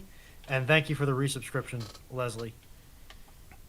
Thanks, Leslie. And it's one of the few aspects of naval design that I can genuinely say, no, I understand this. One of the things I find perpetually entertaining about the South Dakota class, and to be honest, US class battleships in general, is, well, actually, and museum ships, I'd say as a whole, is when you mention in passing specific details, and then you get somebody who is, always right on the internet jumps in, like, well, actually, it's actually this, and you're wrong, and therefore you're a fraud, and blah blah blah. And then I'm just like, okay, sure thing. You keep saying that. Here's a photo of the ship, because one of the questions I got in the dry dock at one point was, what is the voltage on the main power line on a South Dakota class battleship? And I was like, depends where you are. It could be 450, it could be 440. And someone jumped in, actually, no, it's 440 everywhere. And I was like, okay, next dry dock. Here's a picture of the main breaker room on the Massachusetts. Notice how on this panel it says 440, and on this panel it says 450. That's do have always to fun. wonder why there is the difference. I do wonder that myself as well, because it's not even in different parts of the ship. As I say, in that breaker room, it is not even in different parts of the room. It's on the same box. There's different circuits labelled at voltage difference of 10 volts. But then again, it's also the same kind of scenario where somebody at one point very early on in the channel's history swore absolutely blind I didn't know what I was talking about because I said there were clutches on warships that had geared turbines. To which my next response was, here is a picture of HMS Belfast's engine room. Notice how there is this big dial, and right below it is the word clutch. And together with a notice plate that says, do not engage or disengage the clutch if you're doing more than 200 RPM, because otherwise bad things will happen. Look, even if you just drive a manual car, you realise why you would have a clutch on a warship engine. Why? I was about to say, it's like, it is a geared turbine. It implies it has a gearbox. Even automatic gearboxes have a clutch of some form. Mm-hmm. So what first there's like three things that first come to mind on the 440, 450 thing. Yep. Either my first question would be, is that to the neutral tap on the source, whether that is a transformer or a alternators leads, and then part of me wonders if because so much of this equipment is in some ways bespoke, I partially wonder if they may have had just on that run of transformers or that run of generation equipment, if they maybe mistapped the neutral on the windings, and that causes the voltage difference, because I've found that in the field in modern transformers where they mistapped the center point, and it caused something like a volt difference So on a you're saying 208 system. So you're saying that on a effectively a billion-dollar warship, they bodged the electrical system. Yes. Yes. Because that is the type of thing that if it is missed during testing at Westinghouse or GE, you are not going to find until it is spun up in the turbo generators. And frankly, 10 volts isn't that much when you're already playing with 400. 450 is really weird by US parlance. 440 makes a little bit of sense. Although in modern times now, it's usually 480 across two phases, two poles. And it's possible it was deliberate that they needed a 10 volt high leg for some really weird reason. But I'm surprised that the Sodex capped out in the 400 volt range. I would have figured they'd have at least a couple of 1,000 volt Oh yeah. leads, if for no other reason than to send it to the front end of the ship. And nice way, Millennium Sword. I've just seen wing turrets come through on the big chat for some reason. Why are you making me design something with wing turrets? What do you have against me? It had to happen eventually, Doc. Yeah. Look, But we don't all worry, know that's I about am- 3 designs. That is 3 designs to go. Oh, wing turrets are coming. Wing turrets. The next, once we're done with the Congos, the next one will be very interesting. But for now, complete your Congo-esque. I have completed mine, but I will say this. I'll add this to the questions to the chat and everyone in it. Okay, if everyone likes this, and as I said, I will finish off any questions which I mean. If Drax free, I'm sure he'll be there as well in the Historiathon. But if people like these videos and like this sort of stuff and us doing these sort of discussion designs, me and Drax both enjoy mucking around with UAD anyway. And I can safely speak for him with that, because the amount of times we've talked to each other and then it's been a case of, oh, and this is what I produced on UAD. Here's a print screenshot, gone backwards and forwards.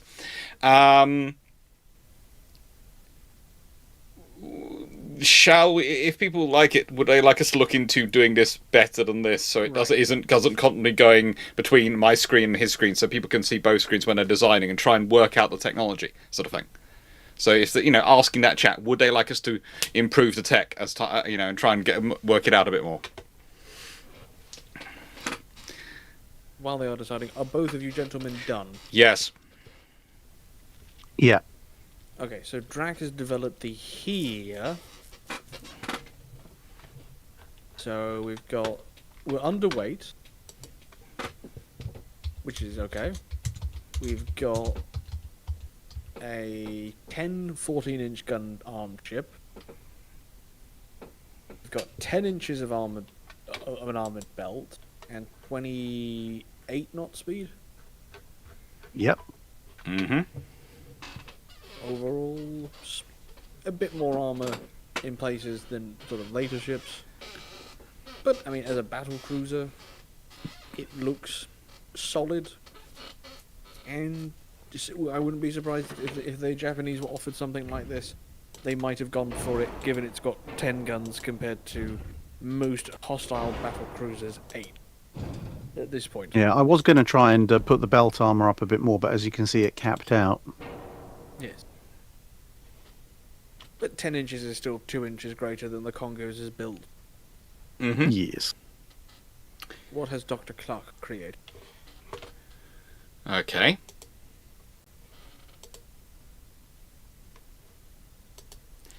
Now, as you can see, I've gone for 12 14-inch guns. And, yeah. If I can Secondary get battery is... Leonore, thank you for the first time. 3-inch in casemates. Okay, so very light secondary battery. Yes, very light secondary. So I do admit. light, so light that you do question, is it worth having it? Hey, I've got 10 3-inch guns. They're there. I've also got 4 torpedo tubes. But I can do 28 knots and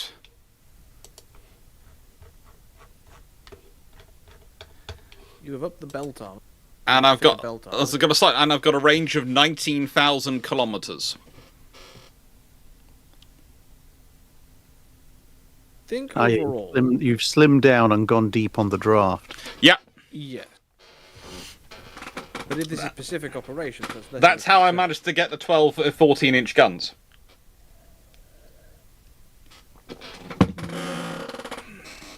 I think this goes to Clarke.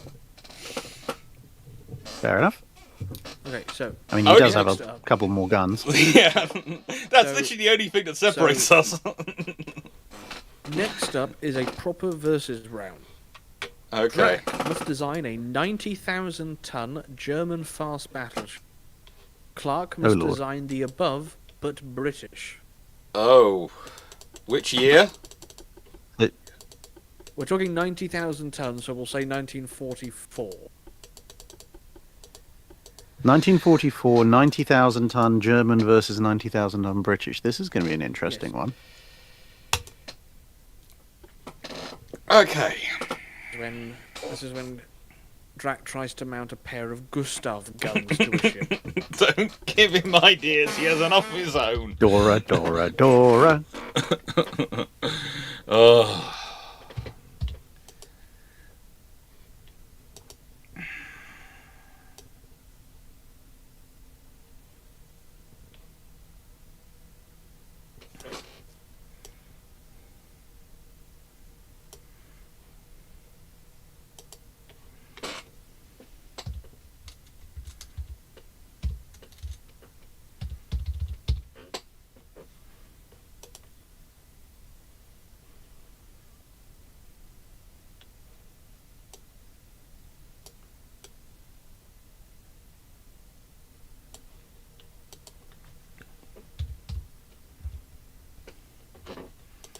How am I going to get enough we've, guns on it?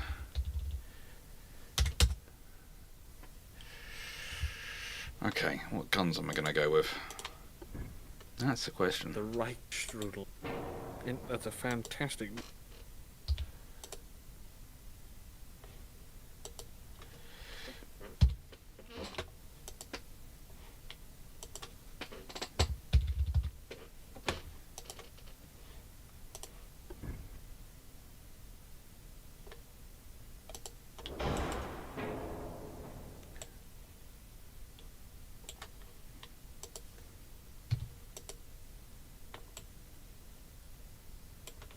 How many Panzer IVs could Germany have built instead of this thing?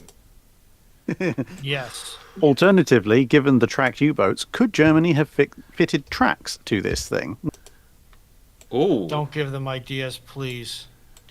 That would have been fun. If they had actually had tracked U-boats, that would have been quite funny. They did. I know. They fell over a lot. Funny that. The Seeteufel. Oh, were those little, like, sabotage? Yeah, they're like little German X-craft with torpedoes and the world's teensiest little tracks mounted underneath. You do have to question the why. Why the track? Wasn't it so they climb over reefs or something? Apparently, it was to allow them to. I forget. I think it was to let them basically use yacht launch ramps and everything to get into the water, and then they could just come out of the water and go off to random warehouses for maintenance, or in places like the Netherlands, they could go between canals and channels and everything over land. Right. My next question is, why not just... Build something sensible in the first place? Yeah. Well, or even just, like, have some sort of, like, wheel carriage that the sub just kind of sort of floats onto, drops on, and then you just tow it around. The need to make it self-propelled is a question. Because that is sensible, and we are Germans.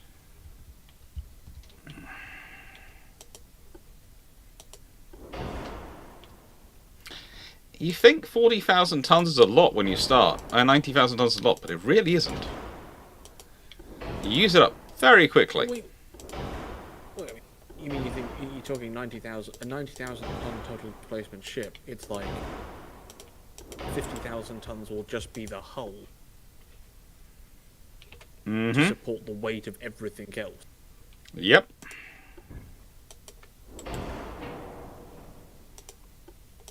And this is when the RAF counter this thing with nice battleship you've got there. Shame rocket boosted tall boy.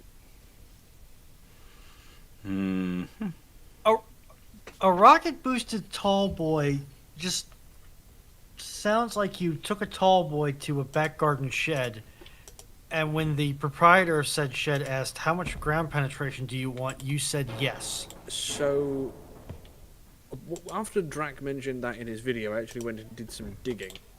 And essentially what it was taking a 5-ton tallboy bomb and attaching inside its 4 fins. In each gap was 2 RP-3 rocket motors for a total of 8. Look, they said it had to work. They didn't say it had to be pretty. The documents I was reading from implied that the purpose of the extra boost was to convert a tallboy from a medium capacity bomb into an actual bunker bust by just making it hit the bunker faster.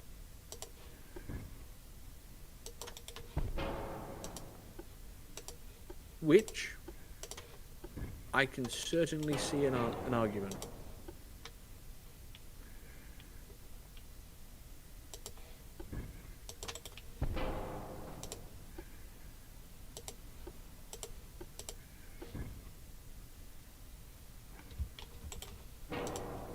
Yeah, a lot of immediately post-war British weapons projects were just like, what if we took this thing we already had, but rockets? Hey, rockets are cool. At least they were semi-sensible, and it was rocket-boosted tallboy, and not rocket-boosted Grand Slam.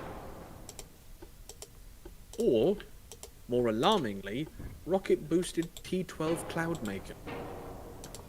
True. Although I did find the Red Angel and other projects funny, because that was just like, what if rocket, but more rocket?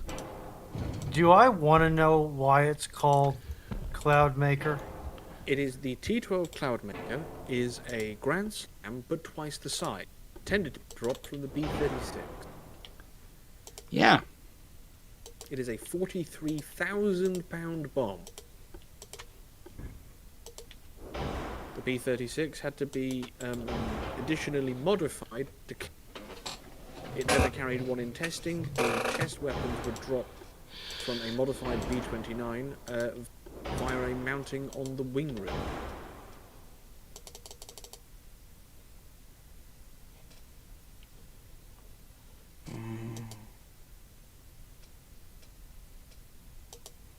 Several empty casings are now on display in various parts of the United States.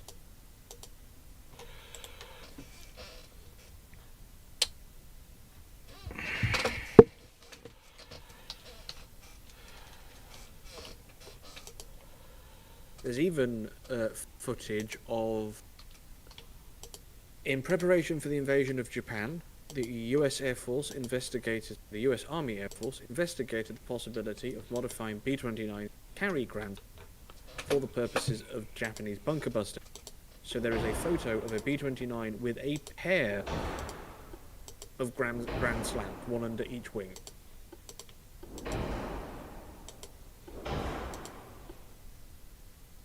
Which just goes to show just how much of a capability leap B-29 was compared to everything.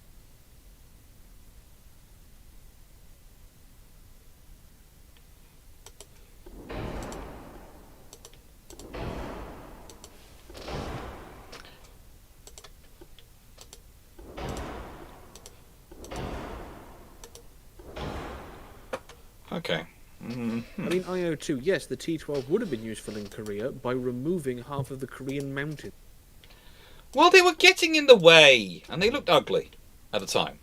Chinese troops cannot hide behind mountain if there is no mountain to hide behind. Yes, an infestation of Chinese troops makes anything look ugly. That's the trouble in that time period.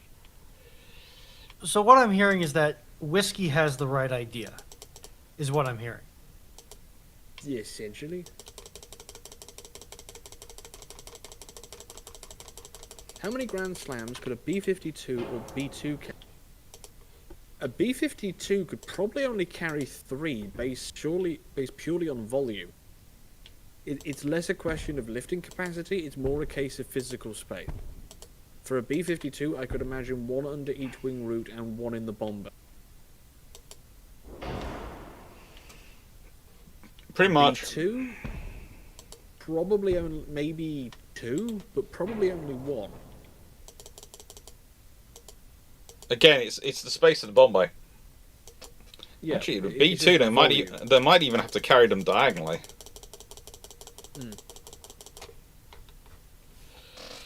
How did my arse weight get so heavy?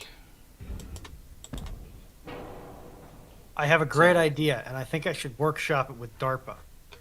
Oh God! Let's convert help us all. 747. Let's convert it 747s into carpet bombers. They did that.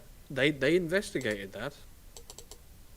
They did. They investigated the possibility of using a 747 as an air-launched cruise missile plane.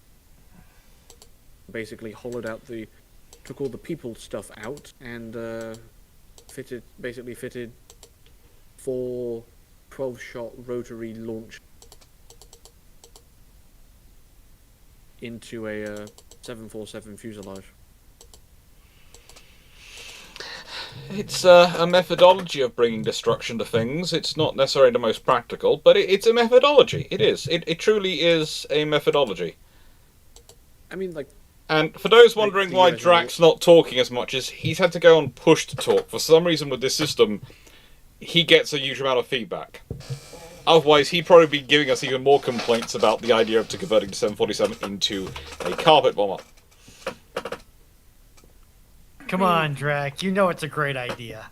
No, they have turned a jumbo jet into a carpet bomber. It's just a firefighting act. My battleship cost $16 billion.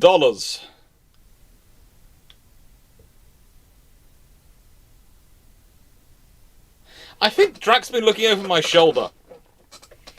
And I say this because...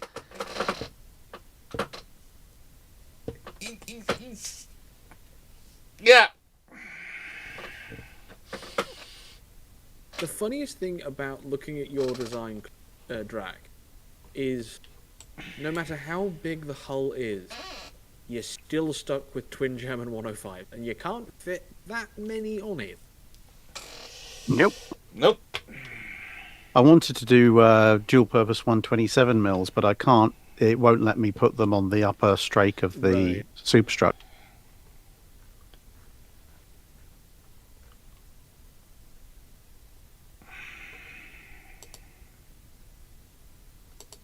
But yeah, so when it comes to aircraft with aircraft carrying capacity, it's almost always a case of the physical space on the aircraft rather than its raw carrying. Oh, yes.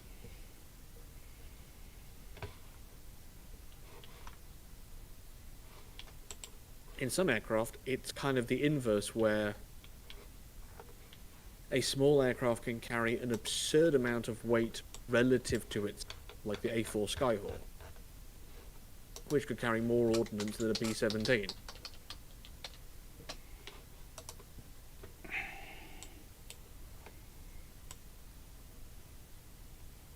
Honestly, Jack, I thought it'd be longer. That's going to be taken out of context. What we do Okay. is we get a clip of that on Twitch, we rip the audio out of it, and then you can use it as a sound redeem on your See, own the thing shenanigans. is, I get instantaneous response about the chat because we have in the chat at the moment, because he can't join us because Discord has been playing up so much, is Fleets giving Yes, me he again, is chatting French away, and he just going. We will have to get if we do do this again. We're going to have to get it system fixed so we can have Fleet etc. in here. But he's going to get tortured probably because I can just imagine people will be going fix the Hosh. I think we were we were very severely robbed when they cancelled TSR2. We should have had a Concorde bomber. Oh yeah. Oh, for sure. I mean, I believe at one point there was a proposal to build new Vulcans with the same Olympus engines as the Concorde. The vaunted Vulcan B3. Yeah, we could have had Vulcan 2 Electric Boogaloo because hey, it's another big Delta wing. Yes. Well, I think with the Vulcan B3 with the Concorde engines, they were expecting it to be super cruise capable. Nope. Yeah, but I mean, can you imagine if they? Because obviously Concorde is a passenger aircraft. It's got the passenger compartment and the cargo compartment underneath. So if you gave it, oh no, I was going to say give it opening bomb bays because it's a bomber. No, even better, give it a rotating under fuselage access like the Buccaneer had. Yes, I mean the question is can someone calculate how many Buccaneer bomb bays could you fit in the fuselage Concorde?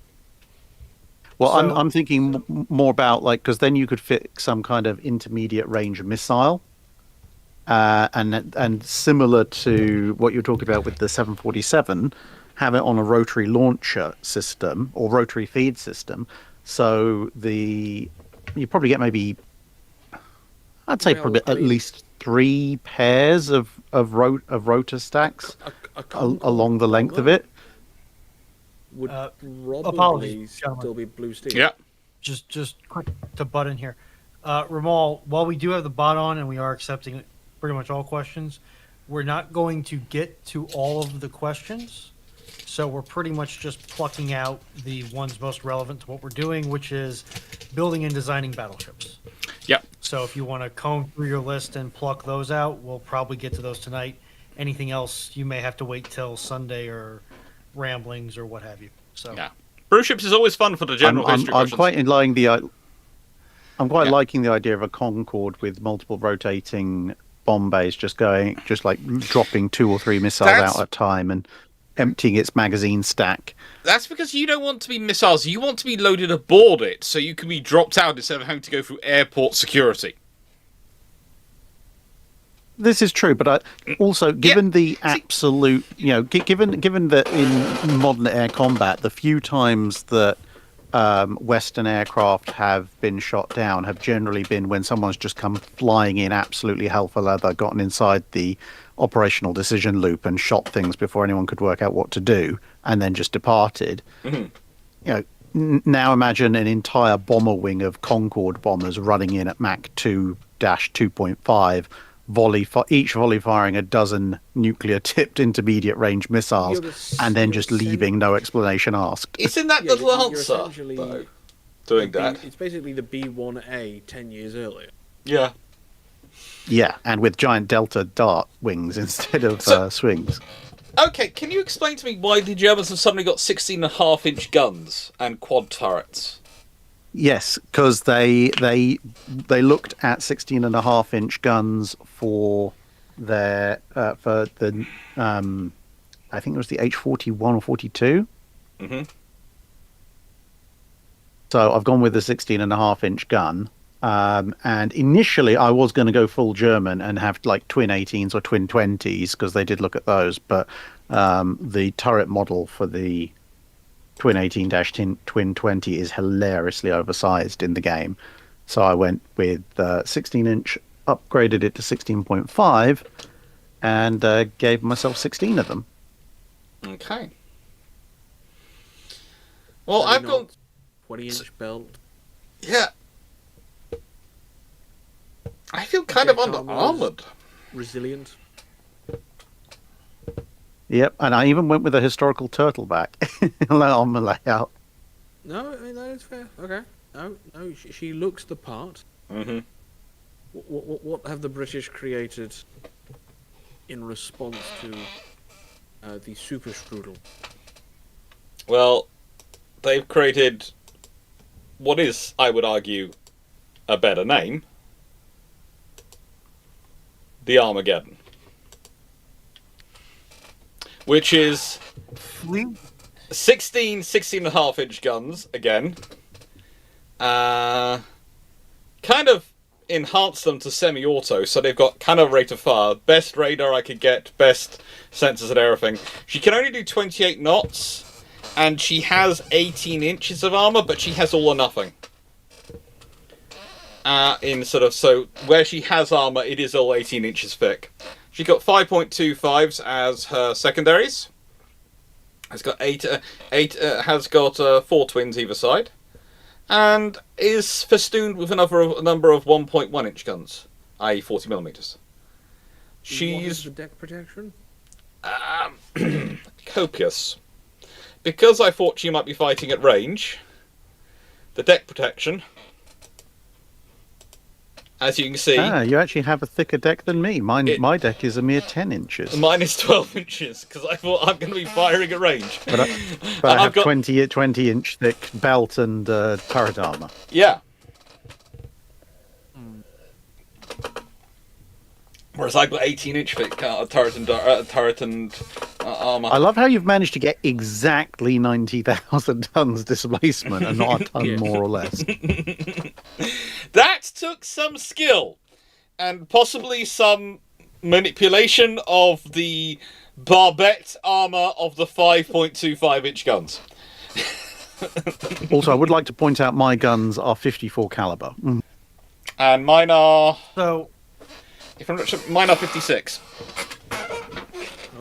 Oh, wow. So mine are judging 6.5 by inch the 56. So just gonna slightly edge you out at range. Faster rate of fire and slight edge in range. So, judging by the pictures that Fleet has cursed us with, he appears to have made a twin 21-inch by 42 gun house, but the spacing on the gun strongly suggests that he went with horizontally sliding breech blocks. Oh, did he build a German ship? I'm hoping he did. Built a French ship. But I think Oh, right. Okay. I think the extra large gun model defaults to a sideways breech style. Yeah. Yeah, and I think yeah, those models are designed for their super battleship hull, the biggest one. He did call it Hoche, sadly. That's why I crossed Automatic myself points in down. advance. I crossed myself the moment I heard it was French and it's 20-inch guns. I knew it was going to be Hoche. But I'm going to protect myself here. I don't think you can protect yourself from Hoche if you're in the vicinity. Look, I might be Protestant, but I decided Hoche is French. They're usually Catholic if they ever thought it was Christian. So therefore I went with the Catholic crossing myself, because that will protect me against the demon known as Hoche. Good luck, fam. That was my plan. I would probably say this is possibly a coin toss.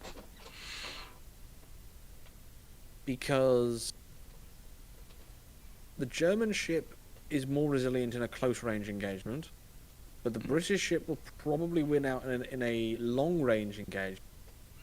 So it much more comes down to who hits what important first. And potentially the faster British rate of fire might lean it in that regard, but German ships tend to have additional redundant. And if you're talking 90,000 tons, I'm assuming there's an entire redundant battleship somewhere in that. Launch escape battleship. There again, So, no, it's I'm a German just- design, so it's probably going to be inherently inefficient, judging by the Bismarck designs. They sort of peak with the Scharnhorst Well, yeah, I designs, and then did they deliberately down. go for the turtleback design just for flavour. Oh, I think I'm going to split this one 50-50, half a point each. okay. Because Is it? these two could legitimately go either way, Yeah, especially because this isn't just a given a topic and design your interpretation. This is a versus lineup. and Okay. honestly, Yeah, we both 50-50. did end up with a 16.5 inch. I was sort of going, I was mentally thinking that Drac was going to end up with something with 18-inch guns or something like that, and I was going to go, oh, we'll balance in then. Alright, so this is Millenniums. Okay. Design something with wing tech. 1920, 1925. Preferably German or Austrian. Wing turrets must have the same caliber as any centerline main gun. Okay, I have never Did felt a they say German or Austro-Hungarian? Yes. German or Austrian? I'm going to go with Austrian because that sounds like a fun challenge. He does it again. Dino, this is wait. Guess what I am on. Guess what I picked. Austro-Hungary. Austria. We are not doing our best to fight against the accusation that we share a brain cell here. I have just received an extremely disturbing DM. And while I understand that Hosh is You're the one who has your A DMs warp- open. I wouldn't. Not with that. Not with Hosh coming around me. I understand that Hosh is a warp entity of some repute. I don't think you're going to get 21-inch guns to auto-load for love nor money. At least, Not with that at attitude. least not in the conventional understanding and sense of an auto-loading gun. I just One question: do we have any weight limitations on our ships? No weight, no displacement limit was given. Oh, goody.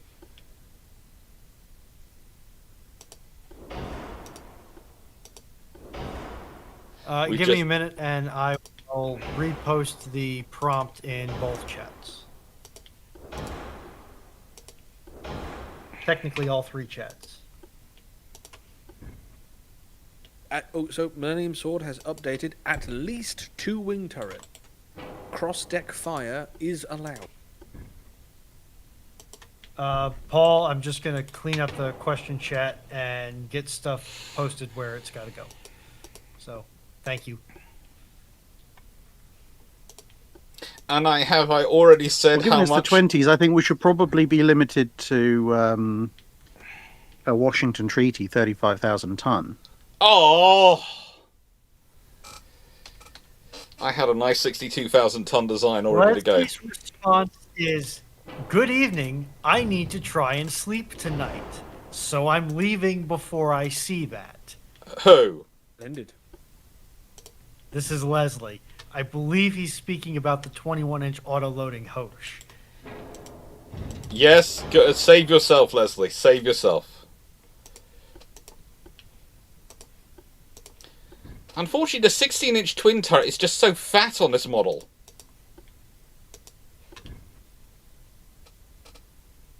Inches and better. Oops, my bad. I'm going to ignore that last message. That is the wrong copy pasta.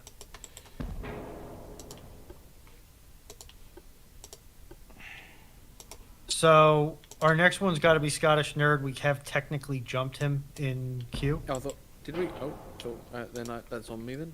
We'll do Yeah, that. competing designs for HMS Agincourt. Right. I thought that one was after the cross-deck one. Oh, my bad. I hadn't missed it. I got the order wrong. No worries.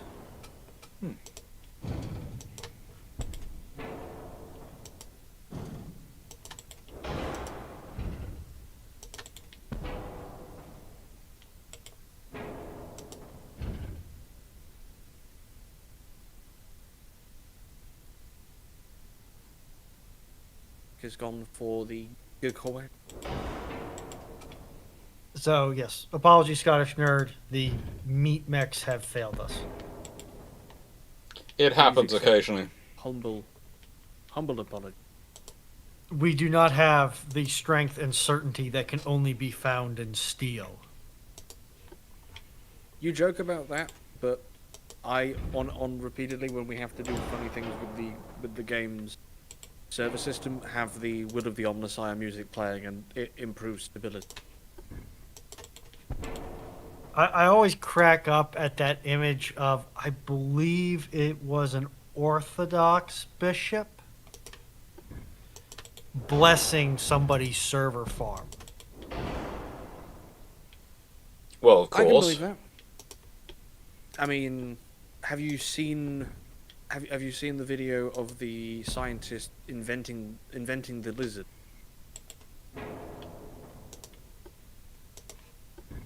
I'm concerned. Put into YouTube. Invent the lizard. I'm gonna go get my pizza and my second can of Iron Brew now. I need to find it because Verdun, if you're in the Discord server, you should be able to see it.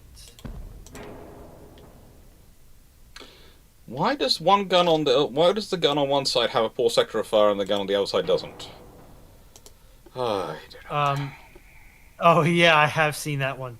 Verdun, you're not going to need a priest. You're going to need an exorcist, possibly a cardinal. Get the strongest man of God you have.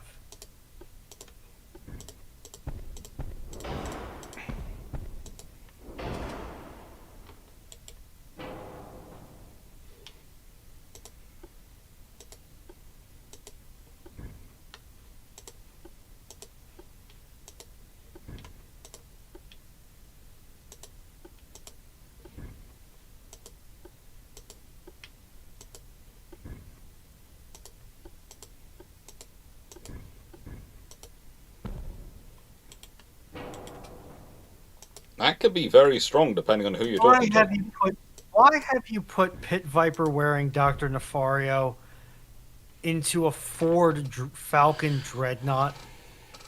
do not question. Why? Not question. Petchington, why do you do this to me?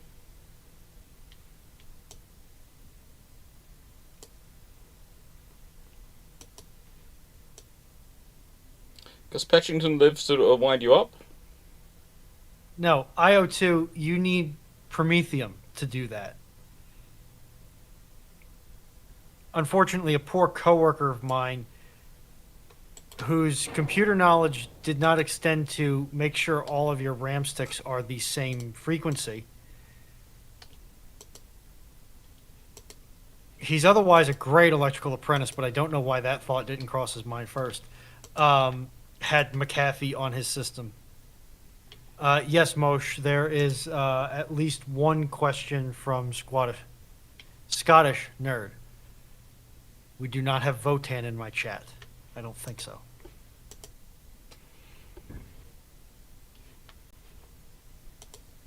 You sure you don't have Votan in your chat? I hope not.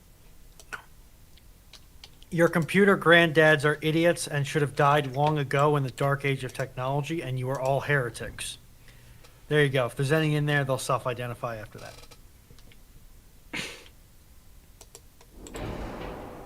Okay, that's one way of doing it, but you know there were other options.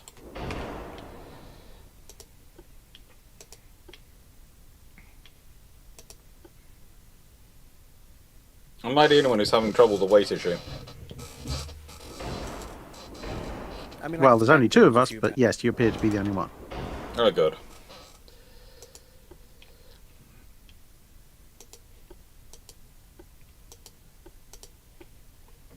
There we go, I'm done. Verdun, we are in Dr. Clarke's server.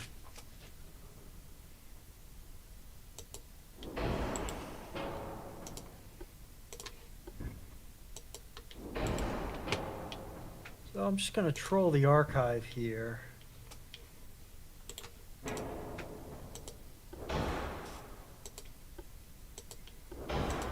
Okay, here's a good relevant question from Brandon Larson. What is Drac or Dr. Clarke's favorite U.S. Navy dreadnought or battleship? New Mexico class.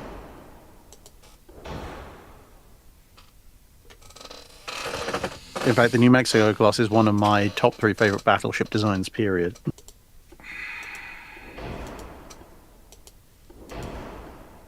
You see, I want to... basically, my favorite American ones are the South Dakotas. But... as built for the 1920s. as built. But I do enjoy the 1920s one. The 1920s one do have some interesting ideas in them that I do look at and go, this could have been interesting. From Millennium Sword. Obviously, by the time she was launched, battleships were going the way of the dodo. But how would an R-class style variant of the Vanguard have measured up during the war? Our variant of Vanguard. I'm not don't quite you- certain what that means, but it sounds Yeah. interesting. So I'm letting you people Figure it be out. naval historians. S- Pretty much, yeah. So I'm guessing, given that Vanguard was faster than the average British battleship of the time, albeit the only other one to compare to is the KGB, I'm guessing they mean a slightly smaller, more cost-efficient version of Vanguard, where Vanguard is the QE. or is it or is this essentially a King George but with some of the more complicated elements removed? Say a design using 4 of the King George twin men.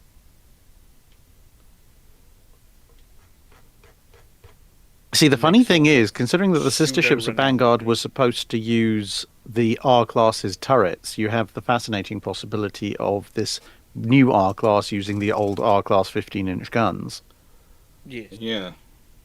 at which point I'd probably go for a slightly downscaled version of Vanguard with 10 4.5s instead of 8 5.25 twins. Keep the same 15-inch armament, and because of the downscale, you drop speed down to 28 knots. So the That would- mobilization variant of the mobilization variant.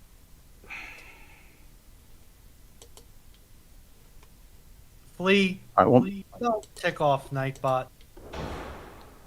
Why is Fleet having an argument with Nightbot? He all capped the bots.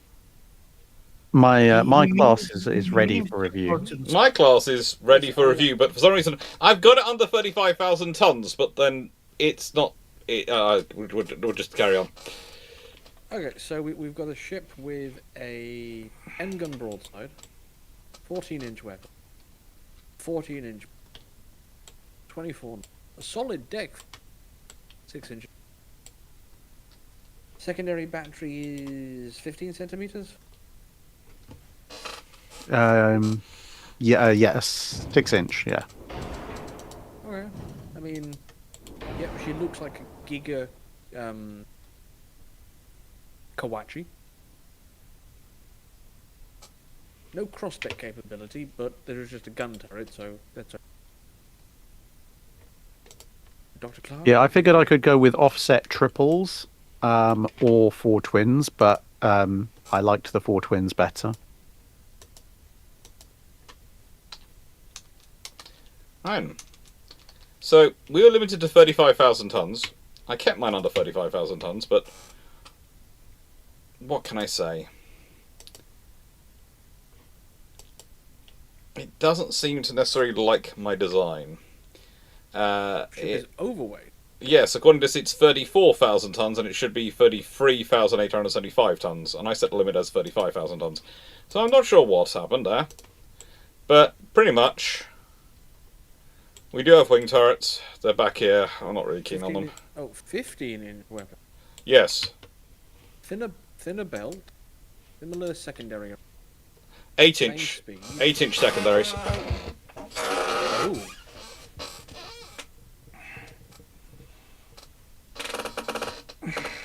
What on earth is that triple at the back? 8-inch. A triple 8-inch. The triple 8-inch super firing over a twin 15. Yes. Gives me a lot of 8-inch fire. I decided that, frankly, if I'm going to have to go for wing turrets, which is a regression, I'm going to go for a reason for having the wing turrets. So the wing turrets is to keep up the fire level. Instead of having a single central gun, they wanted to have enough guns, and sort of said they were having more 15-inch guns than they previously had. But the reason they've got all the 8-inch is because they know they're going to have to fight out against the Italian cruisers to get out the Straits of Otranto in any future conflict. Because the only way Austro-Hungary will still be alive is if, and important this one, is if World War I hasn't happened. Well, I mean, Millennium, who posed the question, is giving it to drag. Yay! I'm happy for that to go to track because I hate wing turrets. This was pure So- pain. This was pain for me. What you're saying is that you would rather lose than have a win with wing turrets on your scorecard. Yes. I am that petty. Very good. I can't tell if I respect that or not, honestly. I don't know what to do with this information. Oh. I don't. Right, what's next? Oh, what's next? Yeah. Take it away, Rue. So we've got a question from, once I get to the right channel,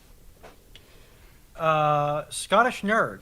The competing designs of HMS Agincourt that you both prefer, e.g. the unbuilt QE, Oh, Oh. for which both small tube boilers and 18-inch guns magically appear after the cancellation of.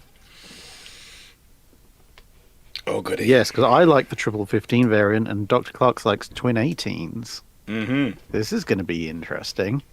Mm-hmm.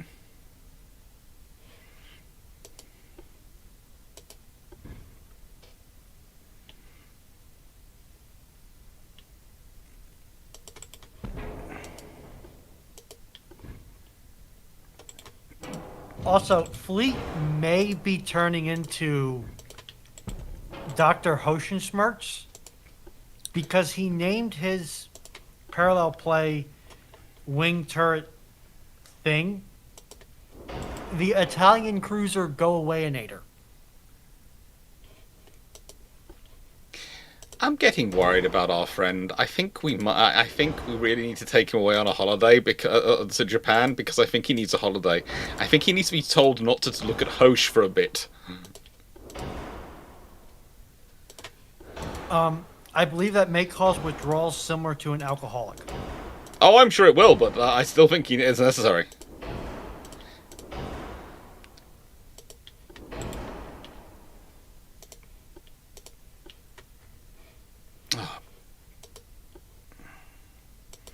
Trouble is, it doesn't allow you to have 18-inch guns.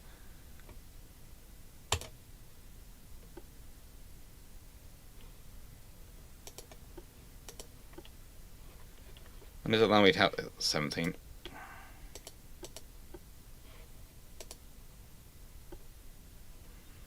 When I'm allowed 18-inch guns, just to make it fair. Still 17.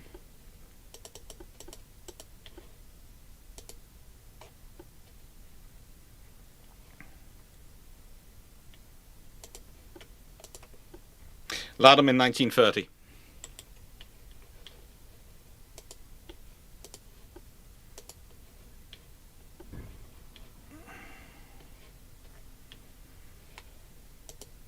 This I find strange because, literally, the Royal Navy fits them onto something, just something, called HMS Furious, and yet they go, you're not allowed those till 1930.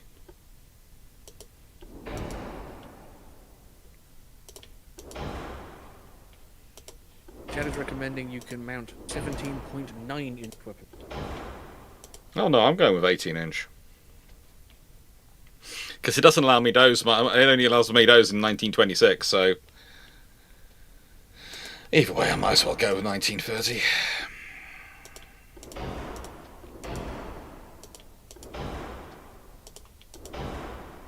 Ooh. Well, hilarious enough, in 1916 it won't let me have 15-inch guns. I have to go to 1917 for that. Oh, good lord.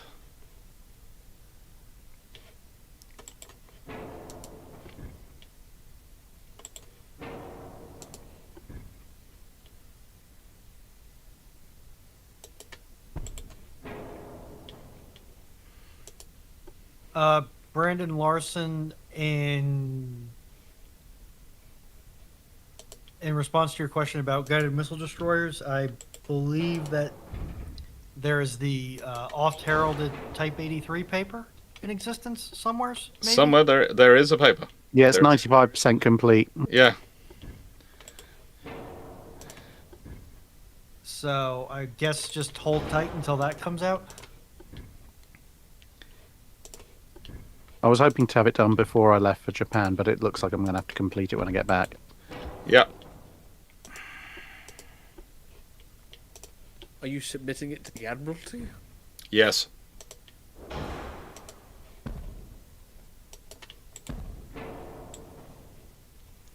Oh, she looks sexy.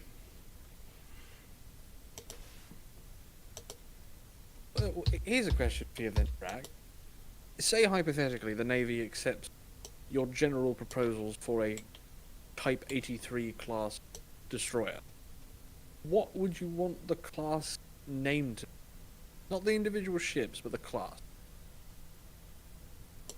Duke of Edinburgh. Hmm. Everyone will shorten to Doe. Yes, but it will allow for the absolutely appropriate and hilarious idea of Queen Elizabeth being escorted by the Duke of Edinburgh. Although, can you imagine the psychic damage that you would receive if you had a major asset sunk by a ship that was commonly known as the Doe? You got killed by Bambi. Yeah, plus, I mean, you get to... I'd definitely be advocating for at least one of them to be called Princess Royal. Oh, yeah. Which I think would mean that I would be spared when Princess Anne makes her inevitable Game of Thrones style coup of the monarchy. Alex Lamb would like to know how long we estimate it would take the 1945 USN to remove Mount Fuji via shelling. I feel like that's an incredibly dangerous question to ask right before they're going to Japan, but at least I've put it forward. You have put it forward. You have asked us. And You are A being smart and declining to answer? period of time greater than a week.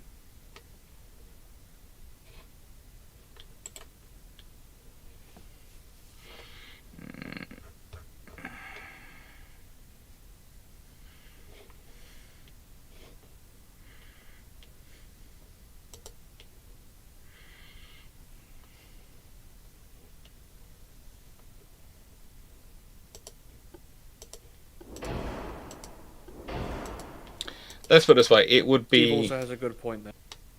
interesting. If you shelled Fuji that much, you might reactivate the volcano.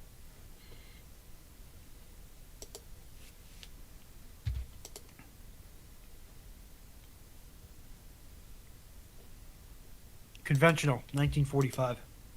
The US Navy doesn't get nukes until 47? 50s?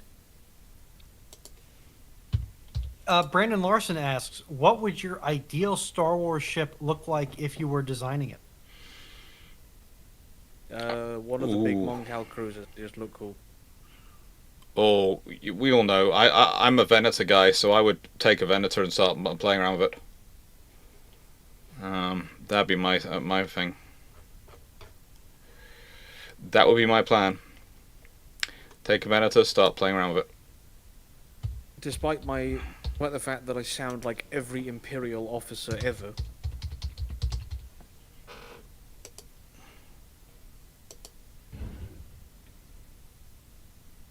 Yes, you say nothing because most Imperial officers, at least in Legends, are dead.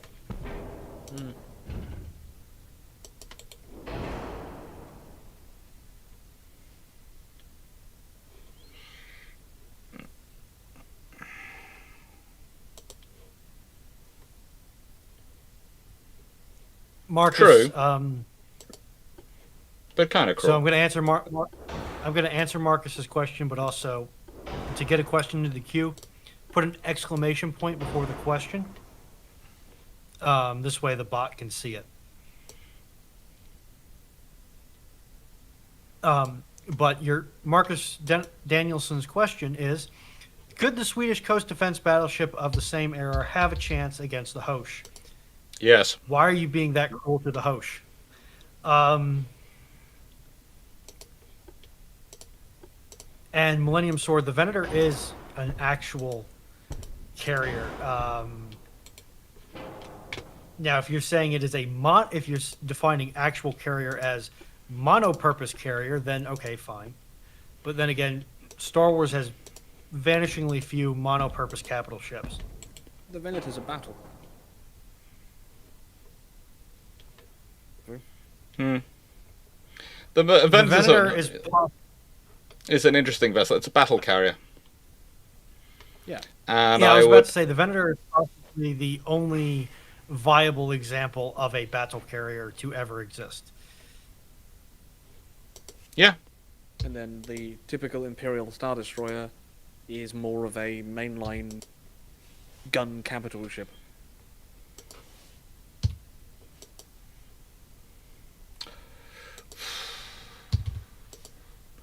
I'm 100 tons overweight. Ooh, 100 tons. And yes, Hosh, I did do it. Why? Fleet Why? Fleet is claiming that she would win against the top bleeding edge of the Swedish Navy in 1890. No. I can't comment because I don't know what the Swedish Navy in the 1890s was composed of. It was composed of would Swedes. assume- That's why I would presume it would lose.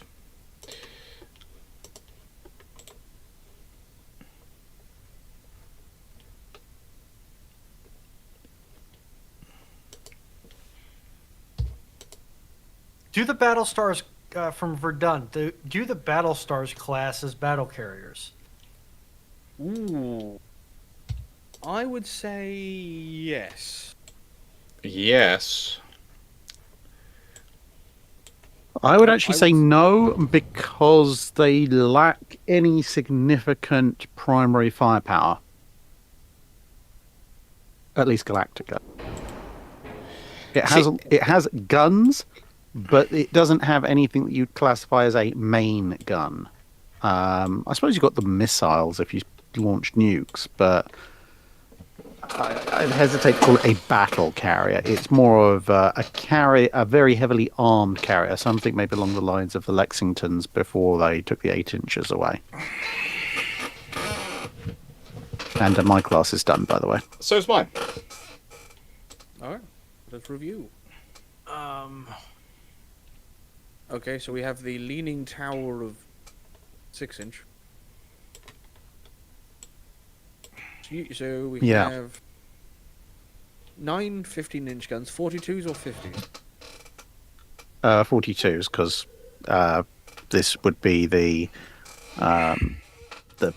next, the 6th Queen Elizabeth, so they're going to use the 1542s. 13-inch belt, which would be inclined. 92,000 horsepower for 20 knots. 5 deck. Okay. Fairly conventional, based on what we do know about the design, based on your opinion of it. Yeah, I mean, I think if they'd actually built it in reality, they probably would have just had more 6-inch casement guns, but I couldn't quite fit in a 4th triple 15, so I thought I might as well give myself some extra secondaries. No, I mean, you're still one barrel up, 4 knots fast. Still, it's still a definitive improvement over her predecessors. And Dr. Clarke, if you would be so kind.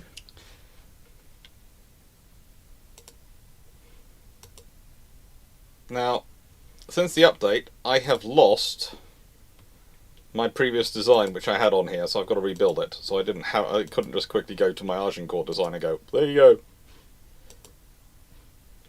But here we see, it is 6 18-inch guns, 12 4-inch guns in 4 triple mounts, because that's what they liked at this point, plus a whole load of 6-inch encasement. 28 knots, 100,000 horsepower, 16-inch belt, because I've slightly upgraded the belt belt arm. is the big surprise. Because you found 3 and a bit inches. Yeah, I was tempted. What was... I was- how thick? Well, that's probably where most of the additional 3,000 tons have come from. Yes. Yes. That's basically that is it. Is if I take that belt down to 13 inches, it drops down a chunk, but not a massive chunk. Only a few hundred tons. And then, just as a reminder for chat, yes, we are accepting questions broadly speaking. However, That's we're her with pretty much only 13 gonna inch with answer 13 inch belt. As you can see, she's only dropped a few hundred tons. Whereas with 16-inch belt, you know, What was the maximum British foundries could forge for battleship belt thickness in this era? it's the same as the turret armor, which would be about 16 inches. This one is much more of a case of, do you want volume of shells or individually more powerful shell in actual battle? Yours is more visually impressive because it's that next leap in gun size. I'd also add mine's 18-inch 45s. But 6 guns isn't great for fire control. Yes, but 18-inch 45s, I have range. You do. So it's range and individual destructiveness versus more shells and possible faster target acquisition. Mm-hmm. I don't have a coin to flip. Basically, There we go. this is the reason why me and Drac have endless have endless debates about this, because it literally does fit, and I've done whole videos and pictures on it on the past of 16-inch of the 18-inch guns and the 15-inch guns. And the whole argument comes down to: do we think the Royal Navy would punt for a triple turret or a twin 18, a triple 15 or a twin 18? It depends on entirely on turret technology. Because both are within countries' ability to produce. Yeah, the only reason I go with the 18 is because the 18-inch guns appear on Furious and other ships, and those guns were cut down, and you can only be building an 18-inch gun. Especially the Navy owns an 18-inch gun if you're doing it for a battleship. They wouldn't have been building an 18-inch gun for any other reason. And they cut them down to put them on Furious and the other things, so they're not designed for them. So you have to go, well, which project could they have been designed for that's being built and which isn't built? And the only option is Agincourt, which is this weird, sick Queen Elizabeth, which is suddenly tacked on the end. and is much more complicated and expensive than the other 5. Yes, and that's the thing that's always that causes me and Drac to be quite so quite so intrigued by it, and I think he backed me up on this. It's the fact that it's being built in the yard which built Queen Elizabeth I, and yet they say we've cancelled her we've cancelled the ship due to technological difficulties. That's the reason given for cancelling it. So a yard So which the managed yard to is build. claiming that the ship is too advanced. Well, that's what the Admiralty claims it was cancelled because of.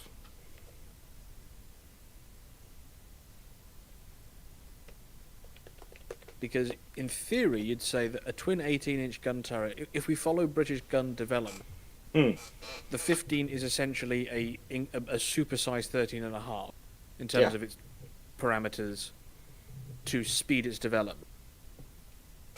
Applying that same logic to a 15-inch gun to get to an 18-inch gun, it's like, okay, that would in theory shorten developmental. And it's probably easier to make a turret bigger than make a triple. Even though British yards and British industry is experienced with triple turrets at this point for export orders. Yes. It's not a foreign technology.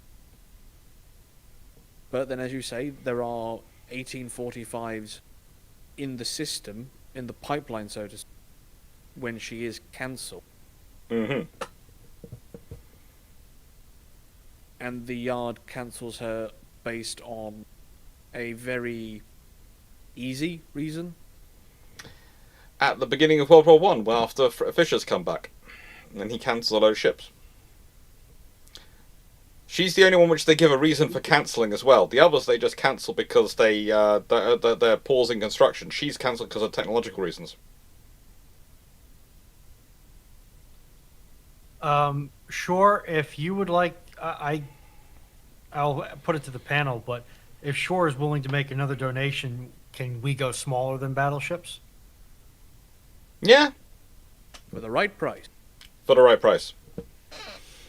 That's pretty much what I figured, but I didn't want to commit you two to something that you didn't want to do. And also, Tyler Brandon, don't forget one of the prompts that's in the preceding system message. Q&A, query, or question.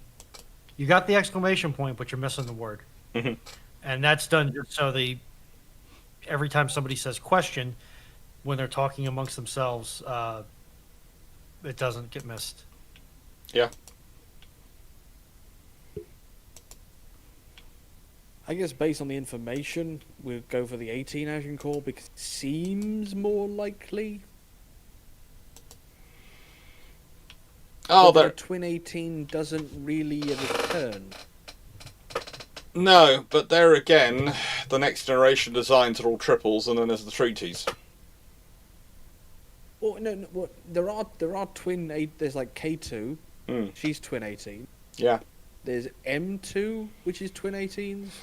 Yeah, but let's be honest, we're all fairly certain the twin designs are just in there so they can say they've done a twin design. They've done a design of a twin, so they can show why they're going for the triple, isn't it? The Royal Navy does love to. The Royal Navy is the king of producing designs to show why they're not doing something. Look, we produced this design. See, it doesn't work. The US Navy does the same thing. Conveniently, we've also got this design that will work. Yeah, it's why there are.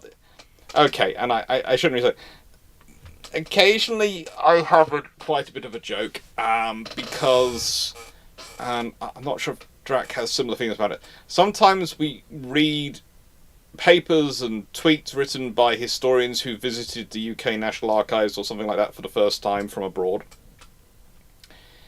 And they come in and they find these designs and they go back and go, the British had a design for the Nell rods which was converting everything to American guns. And that's me and Drac sort of looking at each other going, yeah, they'd have done that to show why they weren't doing that in case a politician asked. And then the historian comes on their second visit, and then they start to realise, after they've spent enough time in British archives, oh, the Royal Navy do this a lot. They are basically BMW before BMW. BMW produced these concept cars which go, look, this is what we could produce, but we won't. The Royal Navy is exactly the same with designs. Yeah, I mean that whole thing about refitting Nelson in various ways.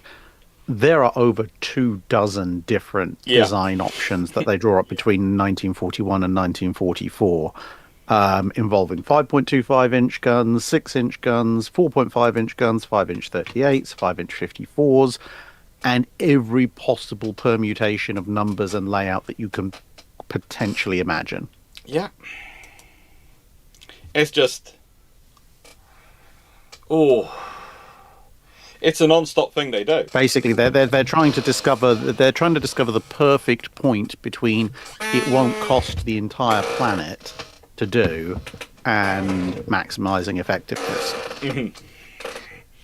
And also being able to argue back with the Treasury about why some other bright idea wasn't a sensible option.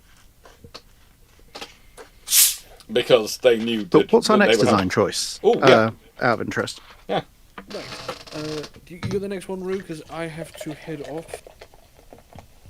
Fortunately, I have work in the morning. Take care, Kilbert. Thank you for being here. Okay. Thank you for coming. Thank you for inviting me, gentlemen. I hope you all had a good time. Oh, good lord. You know what this means now, Kilbert. You're leaving us. This means that Fleet can join us. Oh, no. Oh, good lord. Hey, It is a high. Kilbert, Hey, Fleet. you've deserted us. Fleet, Oh. Fleet, just remember, my moderation here is bigger than yours, so play I nice. am aware. I have not forgotten. I know my place. I know where I stand. Okay, I'll be back in a second. I'm So, just going to grab a our- chocolate bar. Then I'll take a stab. We'll crack open the next question, and we'll wait for Dr. Clarke to get back for the next design prompt. Our next question, I'm going to take myself off a push to talk here. Our next question is... What is the... Okay, this is going to be fun. Your timing of arrival is just perfect, Fleet. What is the biggest ship the host could take on and win that is within the technological range. Now, I'm going to put forward USS Pennsylvania. Now the Ship problem, line version. the problem you have, the problem you Nice have, stick. and I've discussed this with Drac before, is that Hosh has torpedoes, and she's in a period, especially where she's a frontline, first line combatant, where the range of battle is still almost Nelsonian in terms of the ranges you're expecting to fight at. And when you're in a battle like that, there's every chance she nails her enemy with a torpedo. And given the period under discussion, if Hosh nails an enemy warship with a torpedo, chances are that warship is not long for this world. And therein lies the problem. Because if you talk about guns and armor, then you'd probably say that Hosh's biggest thing she can kill would probably be the previous generation of Barbette Central Battery ironclads of the various navies around the world. She could probably comfortably deal with those. Possibly also, because of the difference in rate of fire, she can probably deal with the monsters like Inflexible and the Italian ironclads. But when you bring her underwater torpedo tubes into the mix, suddenly you're sat going, in theory, she has the potential to kill anything.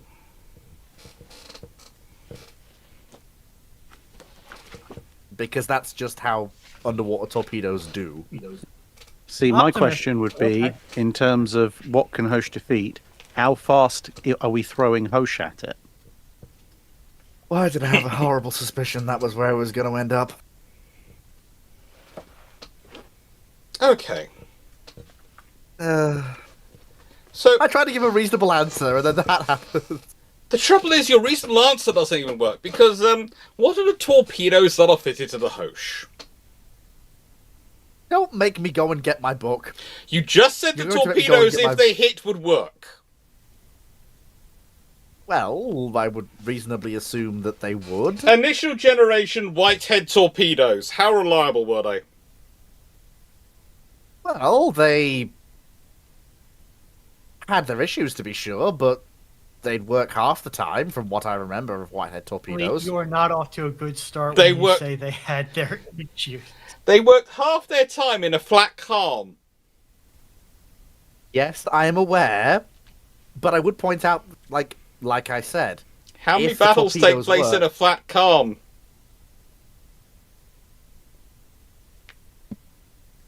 I know that. However, the point I was making is that that potential is there. I didn't say it was a guarantee. You probably just still said measure- if they hit, there's a good chance they suffer. Now, there's a good chance they don't even they go off before they hit as they hit the water. There's a good chance they don't hit, and even if they do hit, the Whitehead torpedoes have a habit of not only of even if they did hit, only working half the time. So let's say a third go off when they hit the water, a third don't go anywhere near their target, to be generous, and so you have a 1 in 6 chance if you launch a torpedo of maybe causing some damage. Well, while this is all very much true, I would point out that the accuracy of gunnery in this period, you could also say the same thing for the ship's main battery. You have a 1 in... Yes, but you can fire a lot more shells than you can torpedoes. I'm not sure with Hosh's guns and some of the loading arrangements. That's Okay, yeah, technically true in that's this game. in Hosh's defense, yes, that is the case. Yes, but the other ships, although the there is ships the- engaging her will be peppering her with shells in the time it takes her to get a torpedo hit. Well, there is her large 3.9-inch battery, so there is the whole drown them in explosives approach she can do if she wants to. As long as they're in range of its arc. Anyway, what's the next question? Before I all right. torture Our- Fleet more our courtesy next of one is- Roberts. So we have what is functionally an Albonia question Oh boy. Oh no. Oh from yeah. Millennium Sword. Idea: 1940, Japan. Japan's Chinese puppet wants a battleship. Design something that looks good but is actually bad at battleship. Can go back to 1920. So I'm going to presume that given that this is Japan's client state, that said battleship will be built in a Japanese yard. Yep. Yeah. So Okay. I'm assuming that's going to mean use the nation of Japan for your UAD needs. Oh. Let's see. Well, you basically kind of have to do that anyway. On the one hand, it can't be a ship that can really threaten the Japanese. And on the other hand, for it to be maintainable in even Japanese-controlled Port Arthur, which, is linked to Okay, Manchuria. Drac, we've got to stop sharing a brain cell. Why do we go for the same design? Oh. Oh.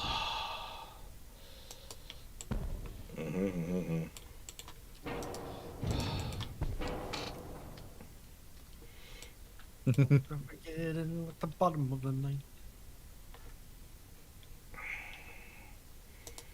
So you remember how I once threatened you with Nickelback on bagpipes, right? Yes. Nickelback has actually done at least one sea shanty collab.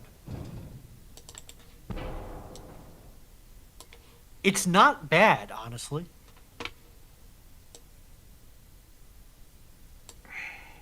First Penguin Lord, I would assume that this is Manchuria, simply because there aren't that many. Manchuria seems to be the most well-positioned to be both a client state and a client state worthy of having a capital asset. Even if it is the questionable. only one that fits. Politano, the prompt in question is from Millennium Sword. 1940s Japan. Japan's Chinese puppet wants a battleship. Design something that looks good but is actually bad at battleship. Can go back to 1920. So I'm assuming use technology no older than 1920 and no newer than 1940. Although there is a very interesting paradigm of, do you go with what is objectively bad, or do you go with what the Japanese think is bad? Because notionally, those are two different answers. Looking at you, Japanese AA.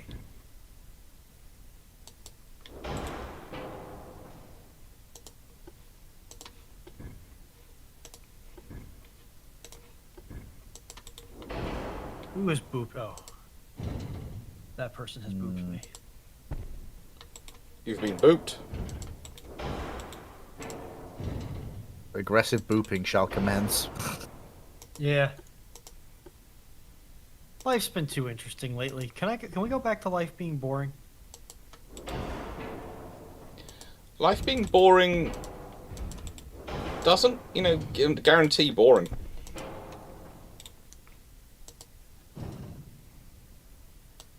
Brandon Larson, thank you for the dono, if I didn't say that earlier. Thank you, D.A. Brock. I was having a bit of a brain fart on the technical practical name. Too big. Millennium Sword, I need to know, immediately if that comment is serious or not. Because if so, I need to tell our guinea pigs?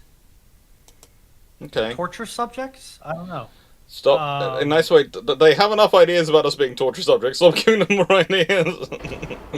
Oh. Yes, please do not give them more ideas. This is not good for our health.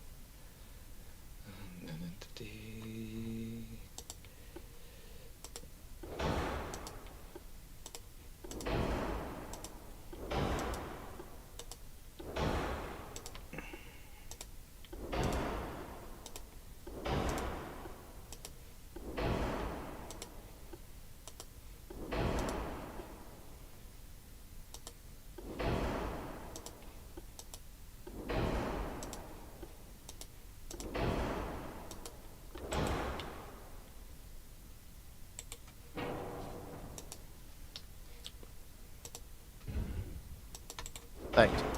Yes. Okay, thank you. Because I think that would be genuine torture for our poor streamers.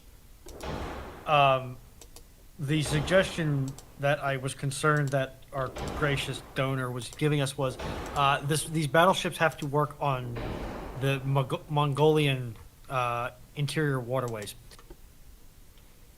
Well, that. Yes, that is not official. That is why I had to clarify.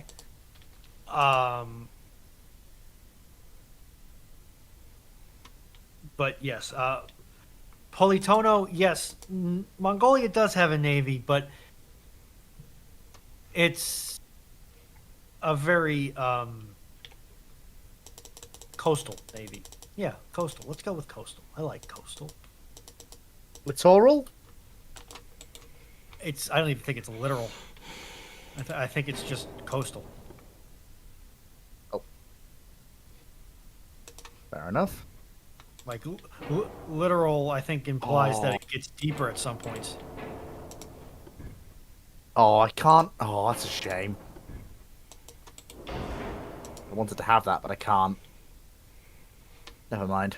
Riverine, yeah, Riverine's good. Although some of their lakes, if I remember correctly, are pretty bloody big. Excuse me. Can it be coal-fired?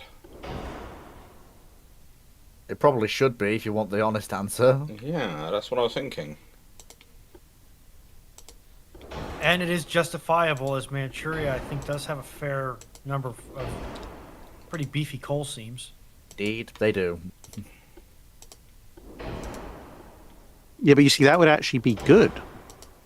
Yes, but it's We're trying to design Japan something has to that's think bad. it's bad. Japan thinks it's bad. I'm not sure if it's supposed to be bad for Pan or bad for. It's supposed to be bad for. Well, it's essentially the way I'm parsing the question is Japan is going to build a fundamentally flawed ship that they know that they can curb stomp at any given point in time.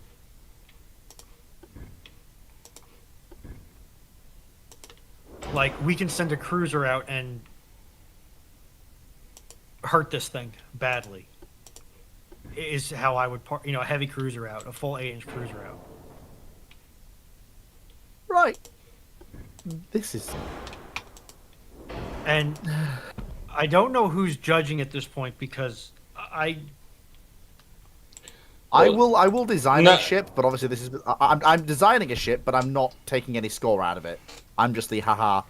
I have designed this magnificent MacGuffin, but I will be scoring the pair of them. magnificent. Sure. I'm just pretending he didn't say magnificent MacGuffin. Then I'm just pretending he didn't. Yeah. Poor Fleet. This is very silly, but it's very silly, but it does fit with exactly what the question was. If I could give it what I want to give it, I would, but I can't. It's a Yeah, role but to learn. Steve, the problem with me doing the scoring is that I barely know. Like, I can look at it and be like, yeah, me doing scoring is a bad idea. I not know enough about naval design Right. to give Mine anything is like an finished, and mine looks like it's good, and actually will be better than the Japanese think it would be, but also looks bad enough that the Japanese will think they can annihilate it. I'm finished as well. All right. Once Drac Rogers up is done, I'll take a look-see and give my opinion. I can get my desktop to operate as I wish it to. I'm here. Don't worry. I am here to do the do, and then think. Steve, that's not a high bar to clear. Well, Okay. Steve, that's not. Yeah, we joke about my love of Hosh, but I do also enjoy conventional aesthetics as well. Don't forget. Sure, Jan. Look, the Mongolian Navy is a real navy, and having met someone who's an honorary member of the Mongolian Navy, they really do feel their naval power. Although personally, I think they I'm not going to be cruel, but they do from what they describe their duties as, it does sound more like what the Park Service get up to in the United States than the Navy. But we'll leave that to one side. Hey, listen, those park rangers can be quite intimidating at times. Under what circumstances? They're the bear police.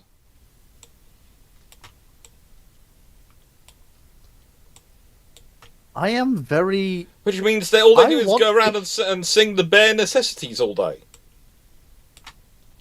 I want Given to hear that some of them Drac- are willing to functionally free climb cliff faces so they can mount a flag, they're braver than I am, that's for certain. I want to hear Drax's methodology for this design. Well, once he's done, I'm sure he'll give it. It's a mostly all forward. I can tell that he's already stipulating that mechanical reliability is going to be optional. Yes, behold the Nozumo class. Okay.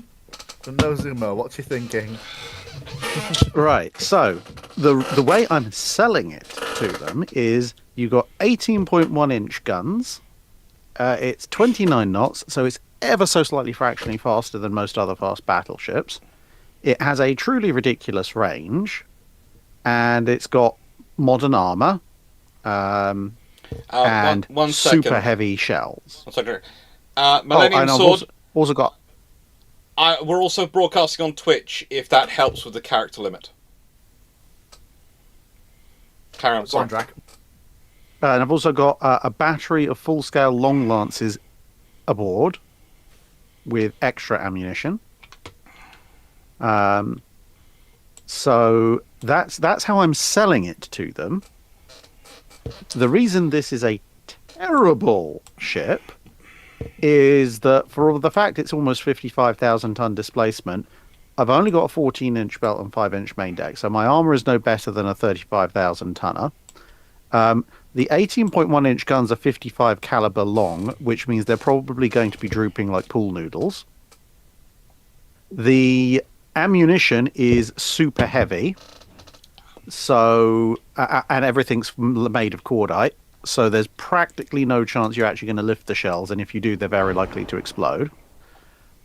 Everything on board is driven by massive amounts of electrical machinery, despite the fact that 1940s China has barely heard of what electricity is. The oxygen-fueled long lances are all mounted in underwater torpedo tubes, so if you take any kind of hit underwater, you're going to disappear in the world's most cataclysmic explosion. You've got a turtleback armor scheme, because that's terrible.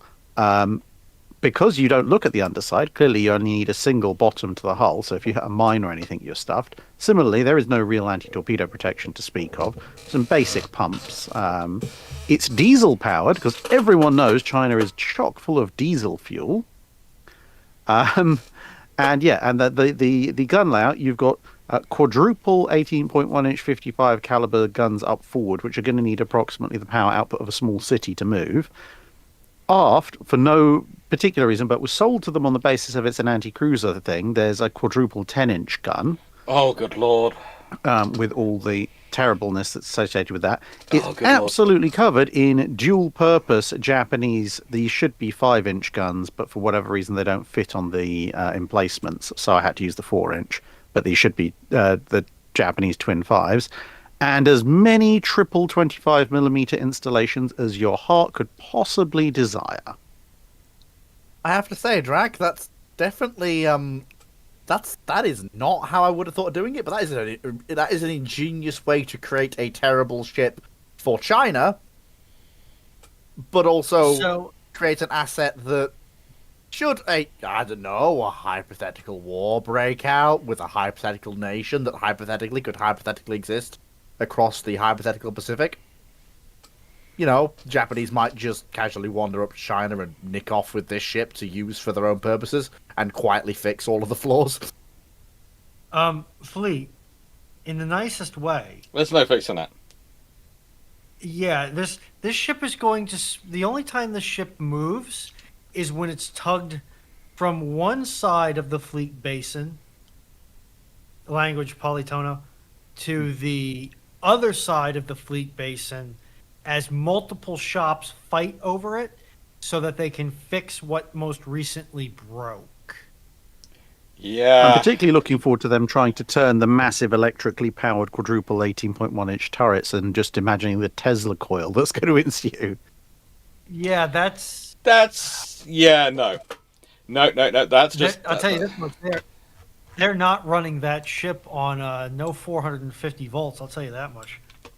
Right, Well, I Dr. think, Clarke. yeah, Dr. Clarke next, and then Now, I went the route of... Japan thinks this is bad. Okay? I would also point out that they're going to have to stock 5 different large caliber shells on that vessel Mm-hmm. and their associated propellant. So sorry, just also need to point that one out too. So, basically, I went with down a different route. I went, okay, they're going to design them a bare minimum that looks good. It's got the 4-inch dual purpose. That's it. It's got those twin 4 inches. It's got 9 14-inch guns. It's got a top speed of 28 knots. It's coal powered. All these things sound weak and are terrible to the Japanese. This is my thing. My thing was they'd overthink it so much. Well, they'd end up giving the Mongolian Navy, and the Manchurian Navy, in the end, would actually be something that's a really good bargain basement battleship. Because the Japanese were going, but it's 14-inch guns, so it's terrible. But it's this, so it's terrible.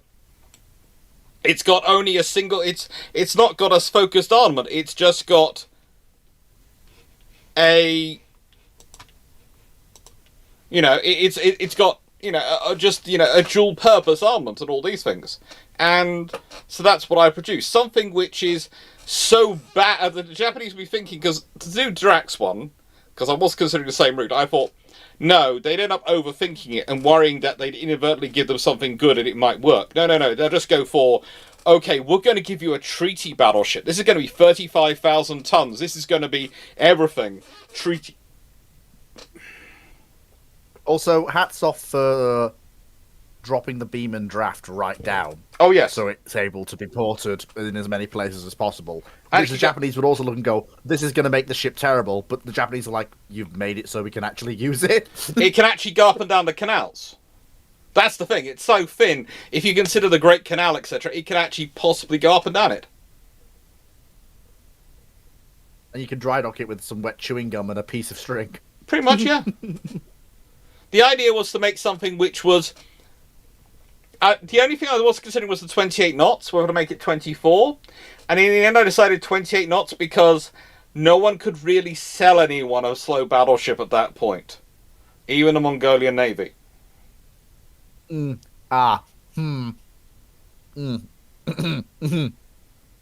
really not beating the one brain cell allegations, lads, I tell you. No, we're probably not. So I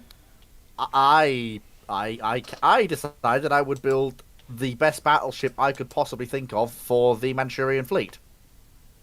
With some caveats that the Japanese would consider obsolescent.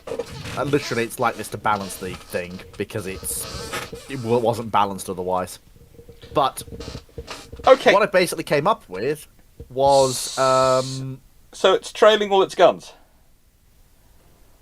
Yeah, so it's got a broadside of 10 guns. They are short 30 caliber 12-inch guns. And it has 8-inch casemates and a 4-inch dual-purpose battery.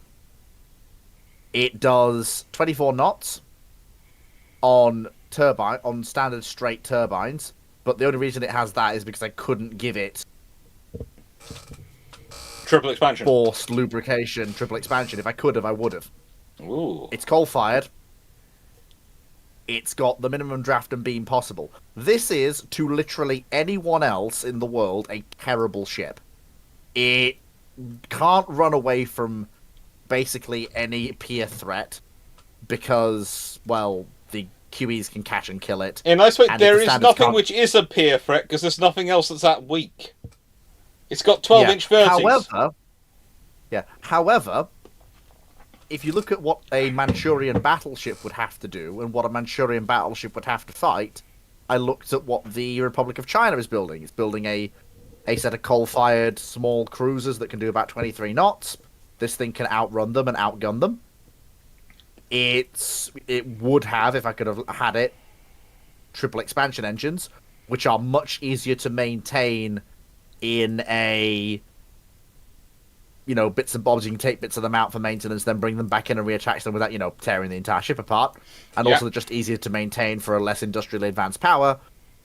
And of course, it's perfectly capable of using those guns, especially since they are 30-inch guns. If you give them a good charge and high elevation, you can lob shells a decent way, and you can also arc shells over things, round things, because you've got that sort of high ballistic arc for less range because of the short barrel nature of the weapon. Fleet has seen Wanted. Everybody run.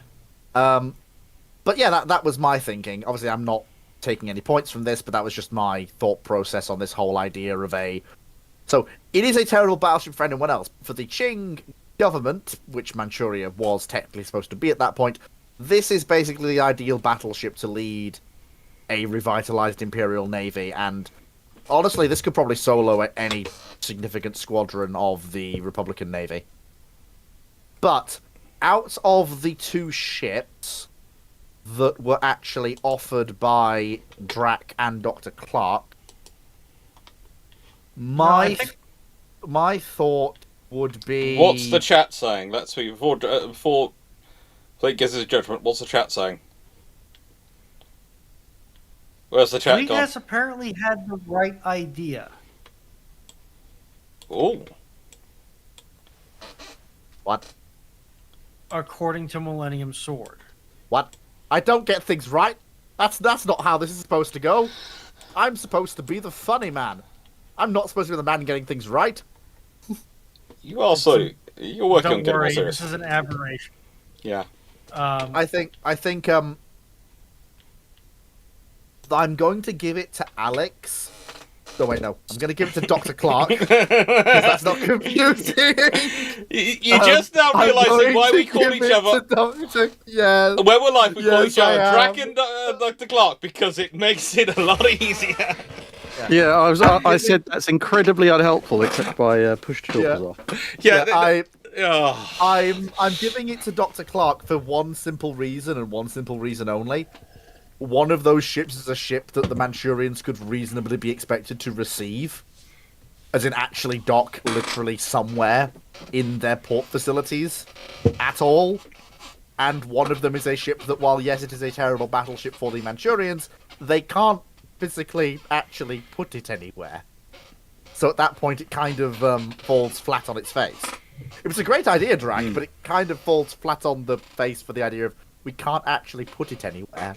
So, okay, so I will be the true neutral third party here, or technically fourth party, and say that, well, Millennium Sword, as the asker of the question, does technically have the deciding vote that it is Fleet. So, now putting that to the side, if I hang up on the phrasing of is actually bad at battleship, I feel like that has to be Drac, because like I said, that ship will spend more time pier side than it will anywhere else. It won't actually function as a functioning combat unit, or if it will do so for obnoxiously short periods of time. Mm-hmm. Whereas Dr. Clarke and Fleets actually work. Yeah. So I think I would actually have to give the functional point to Drac on this one. Yeah. Oh, one thing for Drac, and this reminds me, Dino Hull was just calling it Drac and Dr. Clarke, because I remember the first time we did a video, there was a lot of people going, "Why are you being so pompous calling him Dr. Clarke?" And we were sort of going, people didn't realise you were called Alex at the time. And we were going, it's just us going by our professional titles. because it was way to make it through. But one thing I will say has leaked through since you were on we did an episode of Dreadnought. I think it was the first episode of Dreadnought, and we discussed the fact that there's people who like to threaten death to you, and you basically go, "Come, I have a hammer collection. I will enjoy this." I've had them now as well. Since that video came out, I've had 3, 2 from the same person.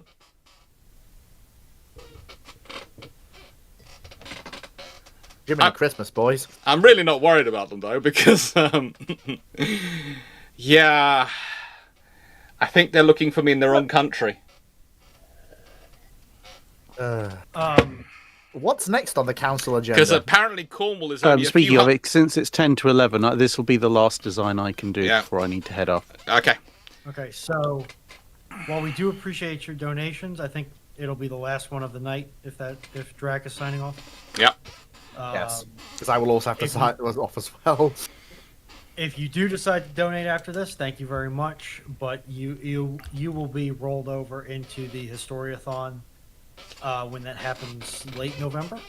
I think it's the 3rd week in November, because the 13th is when I'm doing the talk at King's College London, and I'm hoping Drac will be there. And if we've managed to get Fleet's channel providing him enough money, Fleet might even be there to the talk at King's College London, where I'm talking about the building ships building modern warships and how we should design conflict management and war and basically deterrence into our ship design and into our force structures. And then the week after that is the Historiathon, where I am. There are 5 charities which I'm going to be doing the Monday to Friday videos for, and then I'm doing 5 12-hour streams and a 36-hour stream over the weekend. Alrighty. So I'll be doing 96 hours. I'm doing as many hours streaming in a week as there are VLS tubes on an Arleigh Burke. So ships will be designed, just not necessarily tonight. Yes. Yep. In a nice way, with 96 hours of live to fill, we can factor in all sorts of things, my friend. But I really am hoping to raise a good amount of money for Combat Stress and those charities, because they're really cool charities. And I've basically messaged them and gone, "Do you mind me doing this?" And they've gone, "No. Just send us whatever you make. Will do." Alrighty. So for our last question of the night is going to be from Alex Lamb. Please submit a preliminary design to the USN battlecruiser, around 30 to 33,000 tons in the early 30s, that is worthy of the moniker USS Constitution. Early 30s, so 1932. Let's go for. That's a good idea. I like that. 1932 is always a nice year to have. That's a good year. We'd look silly without it, wouldn't we? Thank you, man. Well. And all right, let's go see what the normal questions have to say for themselves.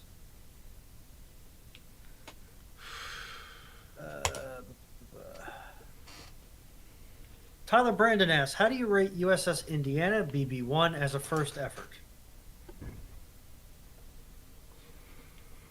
Not bad.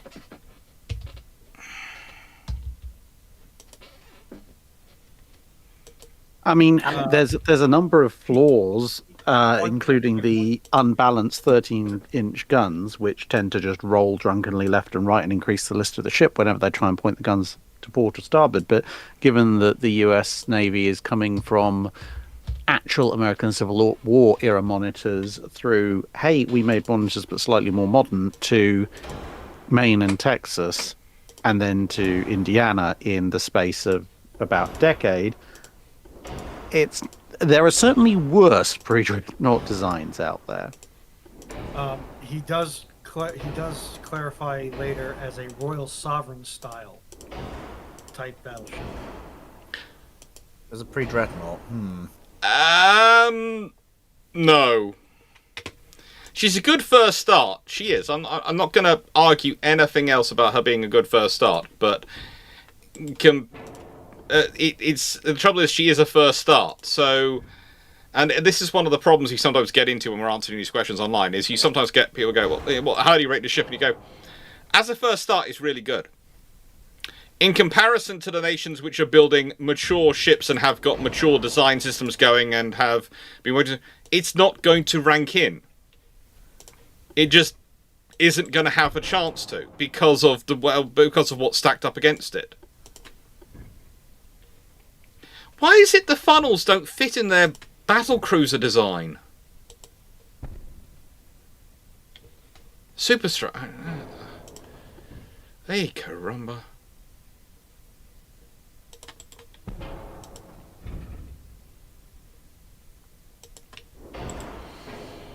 Okay.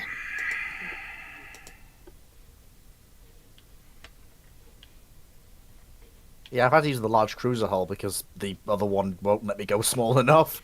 Yeah, but this will only let me go up to 15-inch guns. I mean, to be fair, given it is 32, we're looking at prelims for second London. So, Yeah. but and also, given the size of the ship, given the speed I want it to have, 14's are fine for me. I'm happy. 14. I'm a happy. Ramal's asking, do you think the U.S. had difficulty operating jet aircraft from the straight deck carriers?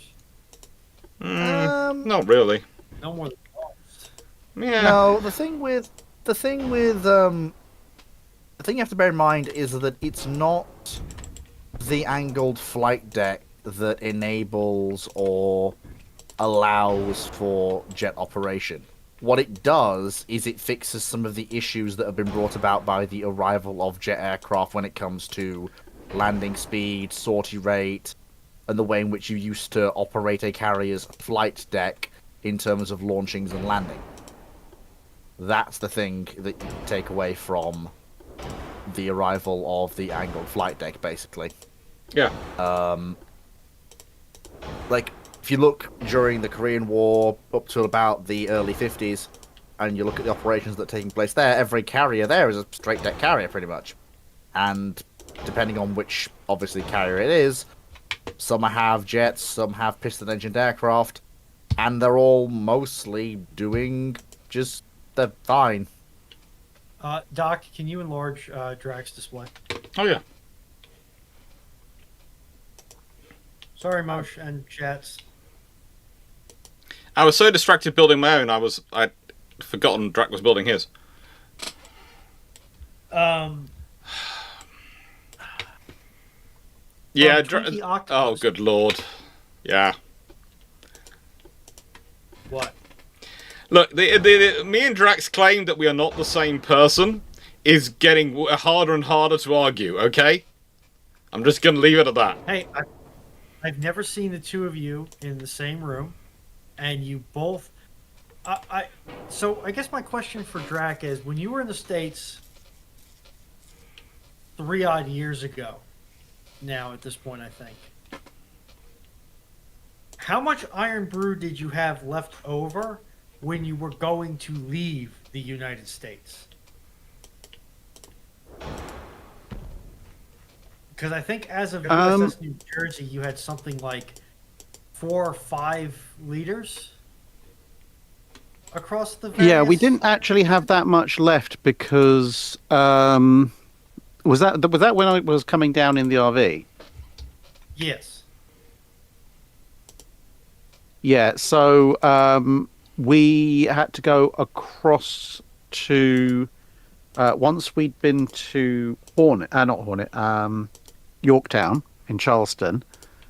We then had to drive to Atlanta to drop off the RV and get a flight across to LA, and then obviously down to San Diego, then doubled back to Mobile, then doubled back again to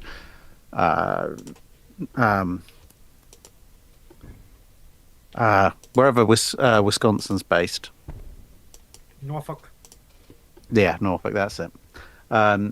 So, because we were going on flights, we knew we wouldn't be able to take the Iron Brew with us on the flights to across to LA. So it basically became my sole form of liquid replenishment, because after New Jersey, obviously we kept going south, visited a couple of other ships on the way, And obviously, the further south you go, also the hotter it gets. So I was going through Iron Brew like there was no tomorrow. I think I ended up drinking like 4 cans on the morning of our flight to Atlanta. That was what I had left.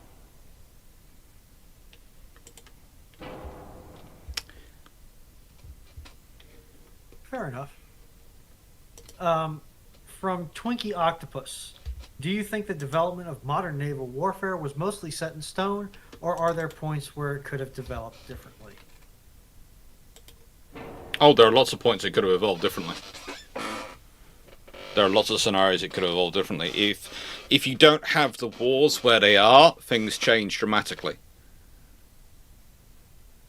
If you don't have, the thing is, if you consider what happens if battleships go on enough a generation, what happens if carriers exist before World War One, what happens with these if you don't have the treaties line up the way they do. For example, if you're dealing with a treaty system which doesn't come in until 1930, let's say, and you've had the G3s, M3 generation, and whatever their successor classes being, some of the Americans and the Japanese, well, even if there are treaties, those treaties are going to be sufficiently different that the navies involved are going to be far bigger, far more powerful. And if you're someone like Germany starting from scratch post-Treaty of Versailles, do you even consider going down the battleship route? Is there any point? And when you consider the reason the Scharnhorsts are built with 11-inch guns is because that's the biggest they can build at the time. Not because they want 11-inch guns, it's because they don't have anything else available at the time. So they either complete them with 11-inch guns, or they're going to have hulls sitting around with nothing on them for years. So they build them with the 11-inch guns. And, is there any world you build a Scharnhorst in a world where there's the G3s?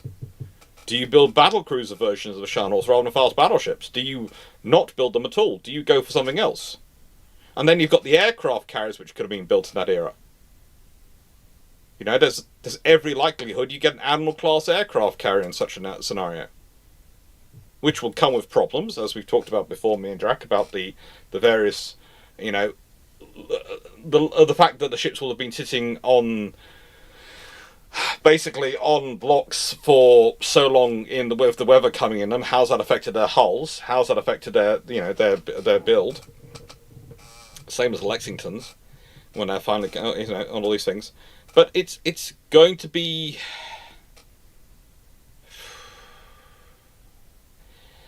It's going to be a very different world, and that's then going to affect how aircraft come into it and what role and how aircraft develop. Because if you've got ships which are that much generations further on, they're going to be built with that much greater idea about air threat coming in and the air power coming in and torpedo protection, and these things are going to affect how the aircraft perform.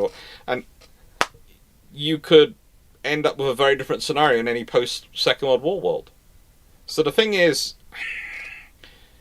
one of the things you learn as a historian is that when you look at history backwards and you go from today to the past, you forget this idea that history follows this predetermined line. It was always been this way. When you go back to the past and you read history forwards, you start seeing all the offshoots that could come off and all the different branches. And understanding history is about understanding as much why those branches weren't taken as the branches that were taken, if that makes sense. And doesn't sound too theoretical and airy-fairy. But it's it's something I try and teach my students quite a lot, is that you have to read history forwards. To understand history, you cannot go back to the past with a predetermined idea of where it ends up. You have to go and read it forwards to work out why it ends up where it does. Because otherwise you're looking for confirmation of why you think it ends up where it is, rather than looking for the reasons of why it does end up where it is. And that's why I do alternate histories and things on my channel when people ask the Patreon questions. That is a very, very pretty ship. I am very, very happy with that. That is a very pretty ship. Me and Drax share a brain cell. This is starting to worry me. Polytono, if I don't believe Dr. Clarke is running a modded UAD client. Nope. And if you're asking about channel mods, community mods, we have what, 10-ish? Mm-hmm. We I'm have one of the slightly- admin mod. We are slightly denser on my channel, I would argue, than other channels because of the number of lives we do on this channel and because of the way things work with those lives. So I've always been slightly mod heavy. I'm one of the admin mods. I think Fleet is one of the general mods. Yeah, we And then he has his own. He has his own community which he takes care of. Same with Drac. If you are wondering if we are looking for mods, I believe the answer is no. We're always on the lookout for people who are interested in it. Usually, the trick is on the on my channel. I'm speaking of it, is we have, of course, the Killix channel, which is a channel where we reward people who are good contributors to the server and who basically have shown themselves to be, how do I put this, trustworthy in that they debate honestly, they debate in good faith, and they discuss ideas in good faith. They don't do, how do I put this politely? They don't argue in bad faith. And when you've shown that you are a good contributor, you get made a Killick, and then occasionally the Master Arms or the Flotilla leaders, they're the two levels. The Flotilla leaders are the senior ones, the Master Arms are the more general admins, will go, right, and we need some more admins, or we've grown, we've expanded, we think we need some more support, this person's a good person, and it's usually from the Killicks, because they've already shown they are good, and they're a good member of the server, and they're in good conduct, so we don't make them. And once you are an admin on one thing, I make you an admin on all, because my theory is if I can trust you to be an admin on the YouTube channel, or trust you to be an admin on Twitch, or trust you to be an admin in the Discord, then I should trust you to be an admin across all three, and that means we can standardize our approach across all three. So it's not a case of, oh, we rule this way on one thing, we rule this way on another, and we rule this way on a third. And I would just, as a org amendum, while we do appreciate assistance in moderation, please don't mini-mod. It can sometimes, depending upon the exact circumstances, it can cause things to escalate beyond where we want it. If you see conduct that you don't feel or is not appropriate, just flag it for one of the mods. Yeah. There's usually 2 or 3 mods that are active and paying attention.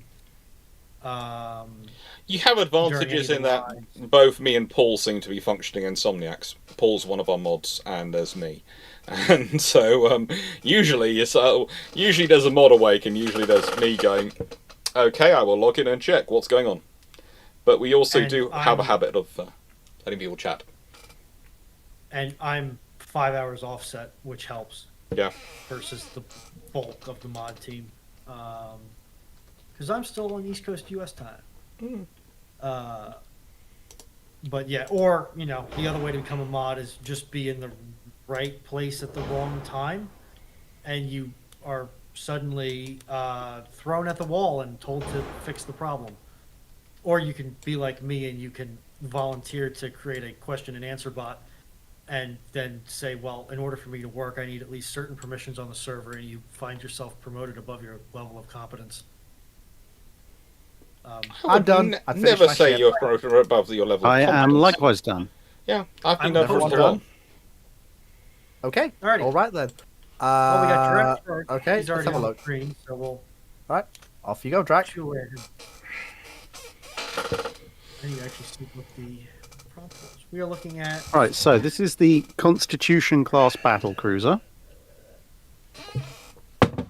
It has 12 14-inch guns in 4 triple turrets. I chose the triple 14 because they're 14-inch 50s, so they're the same guns as you'll find on the Tennessees. And I chose that because, given that we're looking at a early 1930 battle cruiser, I thought we could go with Colorado twin 16s or could go with 14s, but given that in the early 30s you're in the run-up to London 2, and a lot of the designs for the North Carolina class are running with quad 14s, I thought, well, we'll go with 14s here as well. So there's commonality with the designs as they stand out. It's got a decent range. It's got a speed of 33 knots. So in keeping with the original Constitution, it's pretty nippy. It's going to outrun pretty much any other capital ship out there. It's got all the standard propulsion stuff. And because, of course, Constitution is old Ironsides, I've maxed out. It's got triple hull bottom. It's got the highest anti-torpedo defenses, the best armor, reinforced bulkheads, best anti-flood mechanisms, and best citadel scheme. It, of course, has super heavy shells. Lots of stuff is electrically powered because this is the US. They're good at that kind of thing. Rangefinder radio, no radar because, of course, it's the early 30s. 13.5-inch belt, which is the standard for US standard battleships, so we're sticking with a good level of protection. 6-inch deck, 12 inches on the turrets, mostly because, as you can see, I've only got about 44 tons to play with, but it should be decent enough amount of protection. And yeah, that is her. She is just a hair under 33,000 tons, and is basically, you can imagine a Tennessee, but really, really fast. Also was originally going to give her the 5 twin 5-inch 38s per side, as you'd get in a normal US fast battleship. But then I remembered, of course, this is a very fast, very nice battle cruiser, so it's almost certainly going to be a flagship. So in keeping with what they did with the USS South Dakota, I deleted one set of 5-inch 38s, so there's a bit more room for flag officer space. Nice. Yeah. Okey-dokey. Dr. Clarke next. We are really not going to not winning this argument that we do not share a brain cell. Meet the Constellation class. Yes. They are 12 14-inch 50s. 33 knots. Range of 21,000 kilometers because, well, I made mine very deep draft. 32,797 tons. Slightly heavier armoured. Definitely slightly heavier armoured with 14-inch belt rather than 13.5. Again, all the things... Saved weight somewhere. You got about 100 more tons than Drac does left. I don't know how. Yeah, I think that's because you've got Citadel 3 instead of Citadel 5. Probably. Because I thought that was more period... I just picked that one because I thought it was more period effective. All the anti-torpedo stuff, all the bulkheads, all those things. It's festooned with 40mm. That is one thing that it is... how do I put this politely? It has 60 40mm guns on it. 60 40mm guns. And it is cool. I'd like to see it out on the operating at sea.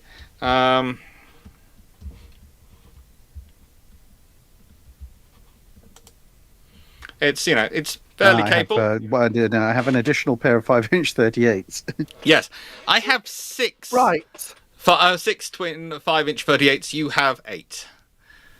But I think I have more 40mm than you do. I think. Yeah, well, because it's the early 30s. I was in the middle of covering it in 40mm, and then I went, hang on a minute, it's the early 30s.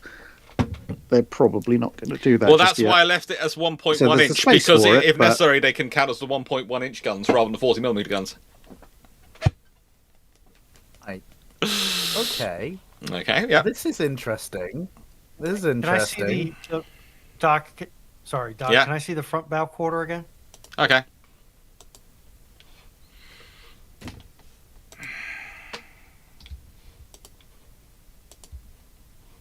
That's the. Oh, there we go. Oakley-dokley. Yeah. Right. All right.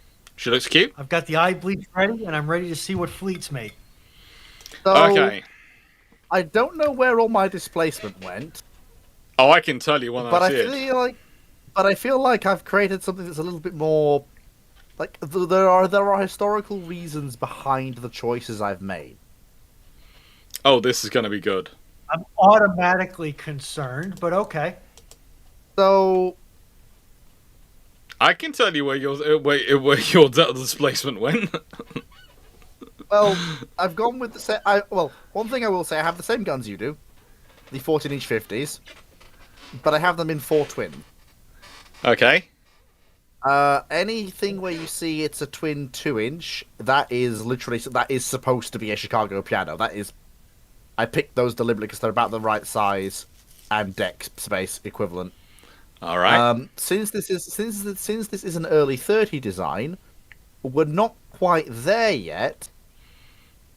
Since it's a little bit earlier than some of the prelims for North Carolina, I decided that, seeing as I was going to try and get this ship built quickly, instead of going for the new, as yet unbuilt and shipped to sea twin 5-inch 38 mount, I'd go for the extant 5-inch 38 single mount instead. Okay. 5 per side.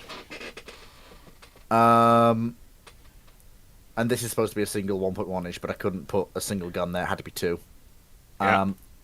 But, so, she's designed, like, I don't know how you guys got 12 guns when I could only get 8. She's got the same range. She's got the same speed. I will admit, she's a little more anemically armed. And she doesn't have super heavy shells. She is a little bit more anemically armored, I will Fleet, say. You've got auto Yes? reloading on. What? Well, yeah, it's just... Oh, I keep forgetting how UAD works it. I'm so used to rule the waves. Go I keep down forgetting to it's enhance, different. which is actually more historically accurate. Ah, that's where I always... Yeah, you I thought that was... I thought Also, that was- you yeah, I have keep radar forgetting. fitted on in 1932, Oh and God, I've gone sonar full on, auto... and sonar on an I've American gone full battleship. autopilot. I've gone full autopilot. That's what I've done. I've gone full autopilot, just going through the motions. But either way, I'm actually quite happy with this. Yeah. Because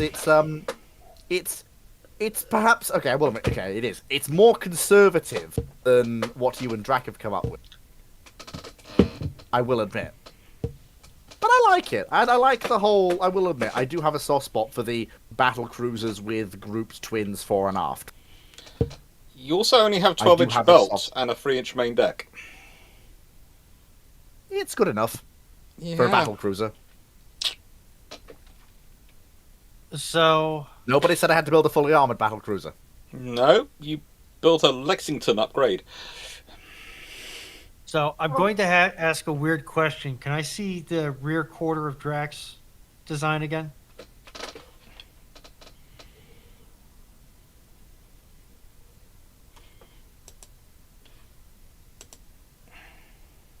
Okay, so you all have the separated AVX turret.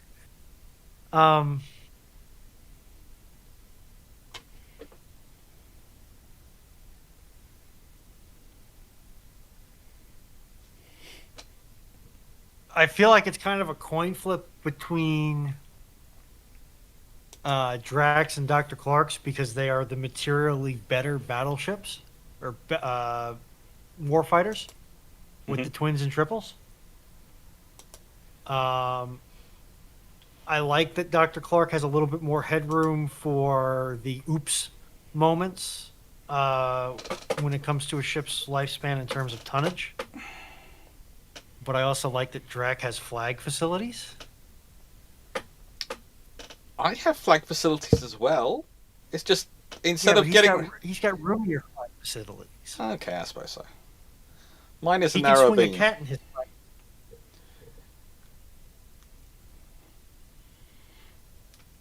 Mine are designed I- so that you can, no politician, if they come on board, can get away from you when you want to tell them off.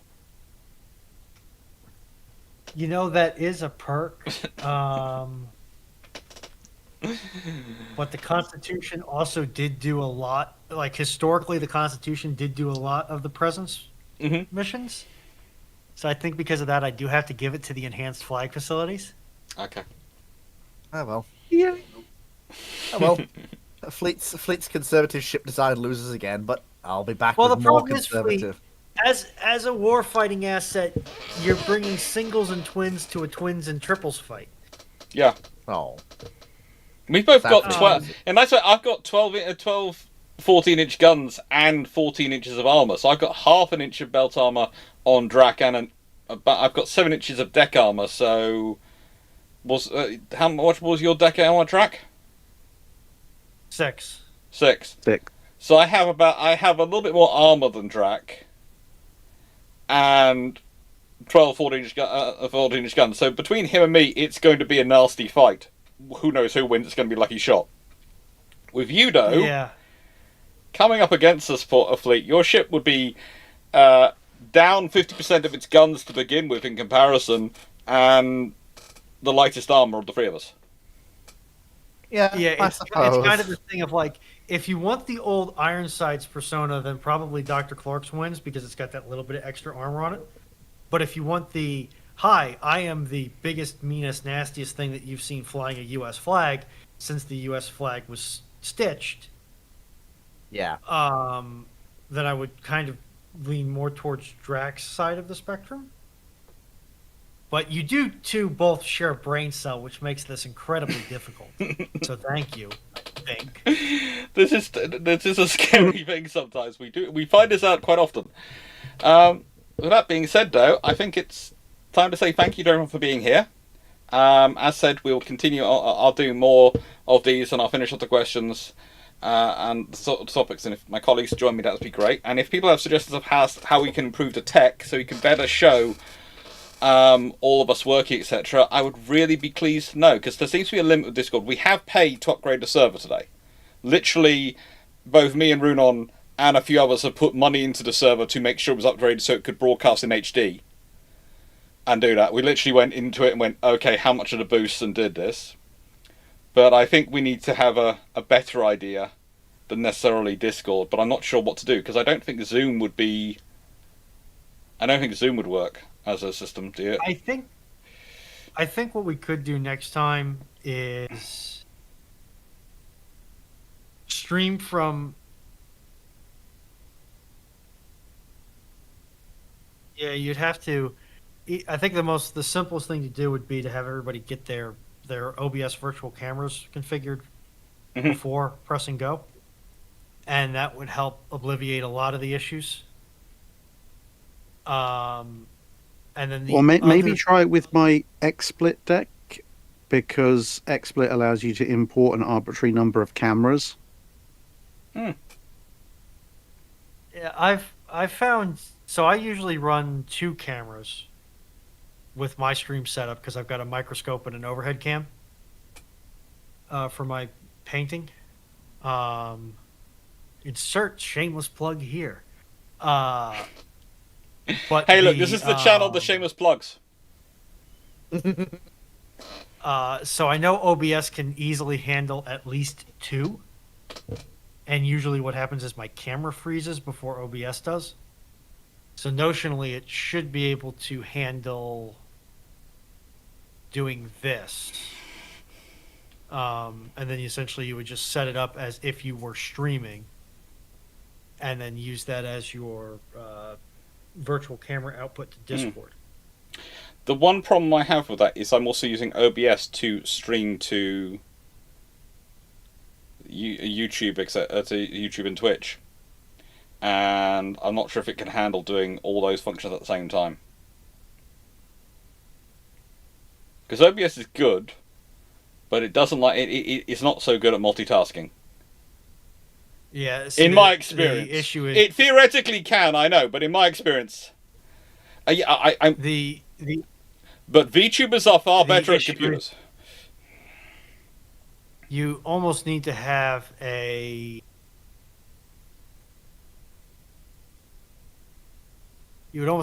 capture system that could capture your outputs while your main system does the rendering. It would be the way I'm thinking of doing it doesn't quite work, because it means you have to start handing out stream keys to foreign systems, which is doable, but yeah, how much do you trust those foreign systems?